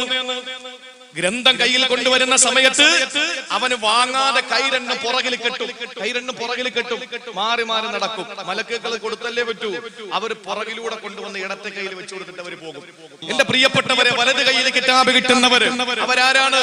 ഞാൻ നിങ്ങൾ പറഞ്ഞു പോകും, അല്ലാഹുവേ എന്റെ കയ്യിൽ കിതാബ് കിട്ടാതിരുന്നെങ്കിൽ ഇല്ല, മരണത്തോടുകൂടി എല്ലാം അവസാനിച്ചിരുന്നെങ്കിൽ ഇല്ല, എനിക്ക് സമ്പത്ത് ഉപകരിച്ചില്ല പടച്ചവനെ എന്ന് വിലപിച്ചിട്ട് കാര്യമില്ല. അവിടെ ചിന്തിച്ചിട്ട് കാര്യമില്ല. ഇവിടെ ചിന്തിക്കണമെങ്കിൽ വലത് കയ്യിൽ കിതാബ് കിട്ടുന്ന കാര്യങ്ങൾ ചെയ്യണം. അതിനുവേണ്ടി അള്ളാഹു പറഞ്ഞ ഒരു 4 കാര്യങ്ങൾ മാത്രം ഞാൻ പറയാം, ചുരുങ്ങിയ വാക്കുകളിൽ. ഏതൊക്കെയാ? അള്ളാഹു എന്തിനാണ് നാവ് തന്നത്? അല്ലാഹു എന്തിനാണ് ചുണ്ടുകൾ തന്നത്? പടച്ചവൻ എന്തിനാണ് പല്ല് തന്നത്? അല്ലാഹു എന്തിനാണ് കൈകാലുകൾ തന്നത്? അലം നജ്അൽ ലഹു ഐനൈൻ വലിസാനൻ വശഫതൈൻ വഹദൈനാഹു നജ്ദൈൻ. അല്ലാഹു പറയുകയാണ്, അവന് ഞാൻ 2 നയനങ്ങൾ കൊടുത്തില്ലയോ, അവന് ഞാൻ 2 ചുണ്ട് കൊടുത്തില്ലയോ, അവന് ഞാൻ സംസാരിക്കാൻ അവന് ഞാനൊരു നാവ് കൊടുത്തില്ലയോ. എന്നിട്ട് അല്ലാഹു പറയുന്നു, നാവും ചുണ്ടും പല്ലും കണ്ണും എല്ലാം കൊടുത്തിട്ട് രണ്ട് പാറ അവന് ഞാൻ കാണിച്ചു കൊടുത്തു. ഒന്ന് സുന്ദരമായ സ്വർഗത്തിലേക്കുള്ള പാറയാണ്, ഒന്ന് നരകത്തിലേക്കുള്ള പാറയാണ്. അള്ളാന്റെ സ്വർഗമുണ്ടല്ലോ, കൈകൊണ്ട് തൊട്ടാ പൊട്ടിച്ചിരിക്കുന്ന മണിവീണക്കം വികടനാദം കണ്ട് മുഖരിതമായ ആ സുഖലോലുവ സ്വർഗം സഹോദരങ്ങളെ മലമ്പാറയാണ്, മലമ്പാറയാണ്. ആ സ്വർഗത്തിലേക്കുള്ള പാറ വല ദുർഘടമാണ്. ആ പാറയിലെ കള്ളും മുള്ളുമുണ്ട്. ആ പാറ മേൽപോട്ടാണ്, വളരെ പ്രയാസമാണ് മേൽപോട്ട് കയറാ, വളരെ ബുദ്ധിമുട്ടാണ് മലമ്പാറയിലെ കയറാ. മലയിലൂടെ കയറി പോകുന്ന മലമ്പാറയിലൂടെ സഞ്ചരിക്കാൻ പ്രയാസമാണ്. അതാണ് സ്വർഗത്തിന്റെ പാറ. നരകത്തിന്റെ പാറ എന്ന് പറഞ്ഞ സുന്ദരമായ താഴോട്ടുള്ള പാറയാണ്. നല്ല രസമാണ് കള്ള കുടിക്കാൻ, നല്ല രസമാണ് പെണ്ണ് പിടിക്കാൻ, നല്ല രസമാണ് സിനിമ കാണാൻ, നല്ല രസമാണ് പലിശ വാങ്ങാൻ, നല്ല രസമാണ് പരദൂഷണം പറയാ. അത് താഴോട്ടുള്ള നരകത്തിന്റെ പാടയാണ്. വലിയ പ്രയാസമാണ് നിസ്കരിക്കാൻ, വലിയ ദുഃഖമാണ് നോമ്പ് പഠിക്കാൻ, വളരെ കട്ടളയാണ് ഹജ്ജിന് പോകാൻ, വളരെ പ്രയാസമാണ് ഇൽമിന്റെ മജ്‌ലിസിലിരിക്കാൻ. അത് മലമ്പാറയാണ്. ഒന്ന് മലമ്പാറ, മറ്റൊന്ന് സരളമായ ഇടത്തോട്ടുള്ള പാറ. സഹോദരങ്ങളെ, ഈ രണ്ട് പാറയല്ല കാണിച്ചു തന്നിട്ട് അല്ലാഹു പറയുന്നു ഫലഖതഹമൽ അഖബ. അവനീ മലമ്പാറ സഞ്ചരിച്ചില്ല, ആ മലമ്പാറ ചവിട്ടി കയറിയില്ല, ആ ദുർഘട പാറ കടന്നു പോയില്ല. നബിയേ, നിങ്ങൾക്ക് അറിഞ്ഞൂടെ വമാദറാകമൽ അഖബ? ഈ മലമ്പാറ എന്ന് പറയുന്ന ദുർഘടം പിടിച്ച പാറ ഏതാണ്? ഒന്ന് ഫഖുറഖബ ഔ യതുആമു ഫീ യൗമിൻ ദീ മസ്ഗബ ഔ യതീമൻ ദാ മഖറബ ഔ മിസ്കീനൻ ദാ മച്റബ. അല്ലാഹു പറയുകയാണ് ഒന്ന് അല്ലാഹു പറയുന്നു ഫഖുറഖബ, കഷ്ടപ്പെടുന്നവന്റെ കഷ്ടപ്പാട് മാറ്റി കൊടുക്കുമോ? അടിമയെ മോചിപ്പിക്കുക എന്നാണ് നേരിട്ടുള്ള അർത്ഥമെങ്കിൽ മുഫസ്സിരീങ്ങൾ പറയുന്നു അടിമ സമ്പ്രദായം മുത്തുനബിയുടെ കാലത്തങ്ങ് അവസാനിച്ചു. സഹോദരങ്ങളെ, വിശുദ്ധ ഖുർആൻ ലോകാവസാനം വരെ ഉള്ളതാണ്. അതിന്റെ അർത്ഥം ദീർഘവീക്ഷണത്തോടെ മുഫസ്സിരീങ്ങൾ വെച്ചത് കഷ്ടപ്പെടുന്നവന്റെ കഷ്ടപ്പാട് മാറ്റിക്കൊടുക്കുമോ? എന്റെ തോട്ടുമുഖത്ത് വന്നിരിക്കുന്ന നൂറുകണക്കിന് ആളുകളോട്, പെങ്ങന്മാരോട് പറയാനുള്ളത്, ആയിരക്കണക്കിന് ആളുകളോട് പറയാനുള്ളത്, സഹോദരങ്ങളെ, നിങ്ങൾക്ക് ദുർഘടം പിടിച്ച പാറ ചവിട്ടി കയറണോ? അത് സ്വർഗത്തിലേക്കുള്ള സുന്ദരമായ പാറയാണ്. ആ പാറ കയറണോ? ആ പാറ കയറാ ഒന്നാമത് വേണ്ടത് സഹോദരങ്ങളെ, മലമ്പാറ വിട്ടുകിടക്കാൻ ഒന്നാമത് കഷ്ടപ്പെടുന്നവന്റെ കട്ടപ്പാട് മാറ്റിക്കൊടുക്കലാണ്. ഇവിടെ തോട്ടുമുഖത്തെ മഹല്ല കമ്മിറ്റി 12 കഷ്ടപ്പെടുന്നവര് 12 വീട് വെച്ചു കൊടുക്കാൻ തീരുമാനിച്ചിരിക്കുകയാണ്. അള്ളാനെ സാക്ഷ്യപ്പെടുത്തി ഞാൻ ചോദിക്കുകയാണ്, എന്തിനെങ്കിലും കുറവ് നമുക്കുണ്ടോ? ഏതിനെങ്കിലും കുറവ് നമുക്കുണ്ടോ? അള്ളാഹു നമുക്ക് വാരിക്കോരി തന്നില്ലേ? അള്ളാഹു നമുക്ക് വാരിക്കോരി തന്നില്ലേ? ഒന്നുകൂടെ ഞാൻ പറഞ്ഞോട്ടെ. നബി തങ്ങൾ പറഞ്ഞു ഇന്നലില്ലാഹി അഖ്വാമ, അള്ളാഹ്ക്ക് ചില ആളുകളുണ്ട്, പടച്ചോന് കുറെ അടിമകളുണ്ട്. അവർക്ക് ഒരുപാട് അനുഗ്രഹങ്ങളെല്ലാം ചെയ്തു കൊടുത്തിട്ടുണ്ട്, ഒരുപാട് സമ്പാദ്യം അവർക്ക് കൊടുത്തു, ബാങ്ക് ബാലൻസ് കൊടുത്തു, ബാങ്ക് അക്കൗണ്ട് കൊടുത്തു. അവരെ അള്ളാഹു അനുഗ്രഹിച്ചിരിക്കുകയാണ്. എന്തിനെന്നറിയോ? എന്റെ ശബ്ദം ശപിക്കുന്ന പണക്കാരാ, അള്ളാഹു പറയും, അള്ളാഹുവിന്റെ റസൂല് പറയുന്നു, നിങ്ങളെ അള്ളാഹു നാട്ടിലുള്ള ആളുകളുടെ ഇടയിൽ പ്രത്യേകമാക്കിയത് എന്തിനെന്നറിയോ? ലിനഫഖത്തിൽ ഇബാദ്, അള്ളാന്റെ പാവപ്പെട്ട അടിമകളെ നിങ്ങളെ സഹായിക്കാൻ വേണ്ടിയിട്ടാണ്. നിങ്ങളുടെ ബാങ്ക് ബാലൻസ്, നിങ്ങളുടെ കോടികളൊക്കെ അള്ളാഹ് അവിടെ തന്നെ നിലനിൽക്കുന്ന സാഹചര്യം വരുത്തും. നിങ്ങൾ ചെലവ് ചെയ്ത നിങ്ങളത് കൊടുക്കാതെ പിടിച്ചു വെച്ചാലോ, അറിയണേ സമ്പന്നരെ, അറിയണേ, അള്ളാഹു നിങ്ങൾക്ക് ധാരാളം സമ്പത്ത് തന്ന്, എസ്റ്റേറ്റ് തന്ന്, ബാങ്ക് ബാലൻസ് തന്ന്, ഇതെല്ലാം തരുന്നത് എന്തിനാണ്? പാവങ്ങൾക്ക് കൊടുക്കാൻ വേണ്ടിയിട്ടാണ്. അത് നിങ്ങൾ കൊടുക്കാതെ പിടിച്ചു വെച്ചാ നിങ്ങളിൽ നിന്ന് അള്ളാഹു അങ്ങ് മാറ്റിക്കളയും, ഊരിക്കളയോ. വേറുള്ള ആളുടെ കയ്യിൽ അള്ളാഹു അങ്ങ് കൊടുക്കുന്നതാണ്. ഇത് പറഞ്ഞത് മുസ്തഫായ നബിയാ, തമാശയ്ക്ക് വേണ്ടി പോലെ കള്ളം പറഞ്ഞിട്ടില്ല. 23 വർഷക്കാലത്ത്, അതിനു മുമ്പുള്ള 40 കൊല്ലത്തെയും ജീവിതത്തില് 7 ആകാശങ്ങൾക്ക് അപ്പുറത്തിനും നല്ല അറിയിക്കാത്തതൊന്നും പറഞ്ഞിട്ടില്ലെങ്കിൽ സത്യമാണ്, സത്യമാണ്. അല്ലാഹുവിന്റെ റസൂൽ പറഞ്ഞു, നിനക്ക് പൈസ തന്നത് പാവങ്ങൾ കൂടെ കൊടുക്കാൻ വേണ്ടിയിട്ടാണ്. അത് കൊടുത്താൽ നിനക്ക് അല്ലാഹു വർദ്ധിപ്പിച്ചു തരും. കൊടുത്തില്ലെങ്കിൽ നിന്നിൽ നിന്ന് നല്ല എടുത്തിട്ട് വേറൊരാളയിൽ കൊടുക്കും. നിങ്ങൾ ചോദിക്കൂ, ഉസ്താദേ അതിന് ഞങ്ങളുടെ ഒപ്പ് വേണ്ടേ? പ്രത്യേകിച്ച് ഈ കാലഘട്ടം ഭീമെന്ന പറഞ്ഞ കാലമാണ് അല്ലേ? ഞങ്ങളെ ഒപ്പില്ലാതെ പിന്നെ എങ്ങനെ കൊടുക്കും? നബി പറഞ്ഞതൊക്കെ ശരി തന്നെ. ഞങ്ങൾക്കൊരു 10 കോടി കിടക്കുക ഞങ്ങളുടെ കയ്യിൽ, ഞങ്ങൾ കൊടുക്കുന്നില്ല. അല്ല പറഞ്ഞു, റസൂൽ പറഞ്ഞല്ലോ ഞങ്ങളിൽ നിന്നെടുത്ത് വേറെ കൊടുക്കുമെന്ന്. അങ്ങനെ കൊടുക്കണമെങ്കിൽ ഞങ്ങളെ ഒപ്പ് വേണ്ടേ? ഞങ്ങളെ ഒപ്പുണ്ടെങ്കിലേ കൊടുക്കൂ. വേണ്ട മോനെ, എന്റെ ഒപ്പ് വേണ്ട, നീ കൊടുക്കാതിരുന്നു എന്നാ എന്താ ചെയ്യാ? അള്ളാഹു നിന്റെ കവളത്തൊരു മോഹക്കുരു തരും. ഒരു മോഹക്കുരു, അത് കുഴപ്പമില്ല ഉസ്താദേ, മോഹക്കുരു അല്ലേ? പക്ഷെ വേദന അസഹ്യമാണ്. അതിനെന്താ പ്രശ്നമില്ല, ഞാൻ പിതുക്കി കളയും. പക്ഷേ അങ്ങനെ പിതുക്കിയാ പോകുന്നതല്ല, അത് ഞെക്കിയാ പോകൂല. അത് നീ മെഡിക്കൽ സ്റ്റോറിൽ നിന്ന് വാങ്ങിയിട്ട് മരുന്ന് പുറത്തേക്ക് പോകുന്നില്ല. അത് ഉടനെ തന്നെ ആശുപത്രിയിൽ കൊണ്ട് ചെന്നപ്പോൾ ബ്ലഡ് പരിശോധിക്കാൻ പറഞ്ഞു. ബ്ലഡ് പരിശോധിച്ചപ്പോൾ ഡോക്ടർ പറഞ്ഞു വീട്ടിൽ നിന്ന് ആരെയും വിളിച്ചോണ്ട് വരാൻ പറഞ്ഞു. അങ്ങനെ വീട്ടിൽ നിന്ന് ആരെയും വിളിച്ചോണ്ട് ചെന്നവൻ പറഞ്ഞു എത്രയും പെട്ടെന്ന് RCC കൊണ്ടുപോകാൻ പറഞ്ഞു. RCCയിൽ പോയി അവര് പറഞ്ഞു എത്രയും പെട്ടെന്ന് സർജറി വേണം. എത്ര? 10 കീമോ വേണം. ഒരു കീമോ 4 ട്രിപ്പ്, ഒരു ട്രിപ്പ് 48 മണിക്കൂർ. ഒരു കീമോയുടെ വില 50,000 രൂപ. അങ്ങനെ 10 കീമോ ആകുമ്പോൾ ഒന്ന് ആലോചിച്ച് നോക്കിയേ, നീ അറിയാതെ നിന്റെ അക്കൗണ്ടിൽ നിന്ന് ഡോക്ടറുടെ പോക്കറ്റിലേക്ക് പോയി. ശരിയല്ലേ? അള്ളാന്റെ റസൂൽ പറഞ്ഞത് എത്ര അർത്ഥമാണ്. അതുകൊണ്ട് റബ്ബിന്റെ ഖലാഇനെ തട്ടി മാറ്റാൻ 2 കാര്യങ്ങൾക്ക് കഴിയും. 2 കാര്യങ്ങൾക്ക് കഴിയും. ഒന്ന് ദുആ, ലാ യുറദ്ദു ഖലാഉ ഇല്ലാ ബിദുആ. 2 സദഖ, അസ്സദഖതു റബ്ബുൽ ബലാ. കഷ്ടപ്പെടുന്നവന്റെ കഷ്ടപ്പാട് മാറ്റി കൊടുത്താൽ വലത് കയ്യിൽ കിതാബ് കിട്ടും. രണ്ടാമത് അല്ലാഹു പറഞ്ഞു തുആമു ഫീ യൗമിൻ ദി മസ്ഗബത്തിൻ യതീമൻ ദാ മഖറബ ഔ മിസ്കിനൻ ദാ മസ്റബ. അനാഥകൾക്കും അഗതികൾക്കും ഭക്ഷണം കൊടുക്കുക വിശപ്പിന്റെ നാളുകളിൽ. മൂന്നാമത് അല്ലാഹു പറഞ്ഞു സുമ്മ കാന മിനല്ലദീന ആമനു. വിശ്വാസി സമൂഹത്തിൽ നീ ഉൾപ്പെടണം. കണ്ടോ, മുഅ്മിനാകണമെന്നല്ല പറഞ്ഞത്, പിന്നെയോ മുഅ്മിനീങ്ങളിൽ നീ ഉൾപ്പെടണം എന്ന് പറഞ്ഞ മുഅ്മിനീങ്ങളായ ഒരു സമൂഹം ഈ നാട്ടിൽ ഉണ്ടാകണം. ഒരു സഹോദരൻ 5000 രൂപ ഈമാനുള്ള ഒരു സമൂഹം ഉണ്ടാകണം. തീരുന്നില്ല.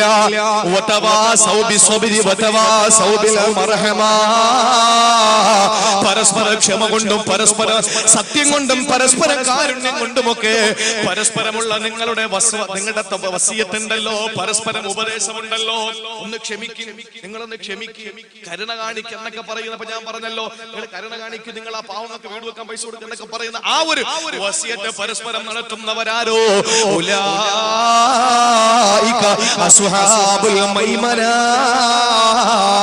അവരാണ് വലതുപക്ഷമെന്ന അല്ലാഹുവിന്റെ പരിശുദ്ധ ഖുർആൻ. അതുകൊണ്ട് സഹോദരങ്ങളെ, 4ാമത്തെ വിലാപമാണ് അല്ലാഹുവിന്റെ മഹ്ശറിൽ ഞാനും നിങ്ങളും ഇടത് കയ്യിൽ കിതാബ് കിട്ടിയതിന്റെ പേരിൽ ഞാൻ ചുരുക്കട്ടെ. 5ാമത്തെ സന്ദർഭം അല്ലാഹു പറയുന്നു യൗമ തുഖല്ലബു വുജൂഹുഹും ഫിന്നാർ. 5ാമത്തെ സ്ഥലം നരകത്തിൽ മുഖം കുത്തി വീഴപ്പെടുന്ന സമയത്താണ്. എന്താ പറയുന്നത്? യാ ലൈതനാ തഅന അല്ലാഹ വ തഅന റസൂല വഖാലൂ, അവർ പറയും റബ്ബനാ ഇന്നാ തഅന സാദതനാ വ കുബറാനാ ഫളല്ലൂന സബീലാ. അല്ലാഹുവേ, എന്റെ മുൻഗാമികളെ നേതാക്കന്മാര് എന്റെ നേതൃത്വമാണ് റബ്ബേ, എന്നെ പഴപ്പിച്ചതെന്ന് പറഞ്ഞിട്ട് കാര്യമില്ല. ഇവിടെ ഞാനും നിങ്ങളെ ചിന്തിക്കണം, അല്ലാഹുവിന്റെ റസൂല് പഠിപ്പിച്ച പാതയിൽ നിന്ന് പിന്നിലോട്ട് പോണ്ട. ഇനി എത്ര വലിയ നേതാക്കന്മാരും മറ്റൊരുത്തനോടും മിണ്ടരെന്ന് പറഞ്ഞാലും ഇല്ല, എന്റെ റസൂലും മിണ്ടാതെ നടക്കുന്നവന് നരകത്തിലെന്ന് പഠിപ്പിച്ചെങ്കിൽ എനിക്ക് അതാണ് വലുത്. ഇന്ന് പരസ്പരം കടിച്ചു കീറാനിക്കണ്ട. ഞങ്ങളുടെ നേതാവ് പഠിപ്പിച്ചത് കാരുണ്യത്തോടെ നോക്കണമെന്നാണ്. പുഞ്ചിരിക്കുന്ന പൂമുഖത്തിന് ധർമ്മത്തിന്റെ കൂലി കൊണ്ടെന്ന് പൂമുഖത്തേക്ക് അല്ലാഹുവിന്റെ റസൂല് പഠിപ്പിച്ചെങ്കിൽ എന്റെ പ്രിയപ്പെട്ട സഹോദരങ്ങളെ, അല്ലാഹുവിന്റെ വിശുദ്ധമായ ഖുർആൻ പറയും 5ാമത്തെ ഘട്ടമാണ്. പരലോകത്ത് വരുമ്പോ വിശദീകരിക്കാൻ സമയമില്ല. യാ ലൈതനാ അതഅന അല്ലാഹ വ അതഅന റസൂല. അല്ലാഹുവിനെയും റസൂലിനെയും വഴിപ്പെട്ടിരുന്നെങ്കിൽ എത്രയോ നന്നായിരുന്നു. അല്ലാഹു മനസ്സിലാക്കാനുള്ള തൗഫീഖ് തരട്ടെ. അതുകൊണ്ട് ഇൻഷാ അല്ലാഹ് ഈ വിഷയത്തിന്റെ ബാക്കി നമുക്ക് പരിസരത്തൊക്കെ വരുമ്പോൾ സംസാരിക്കാം.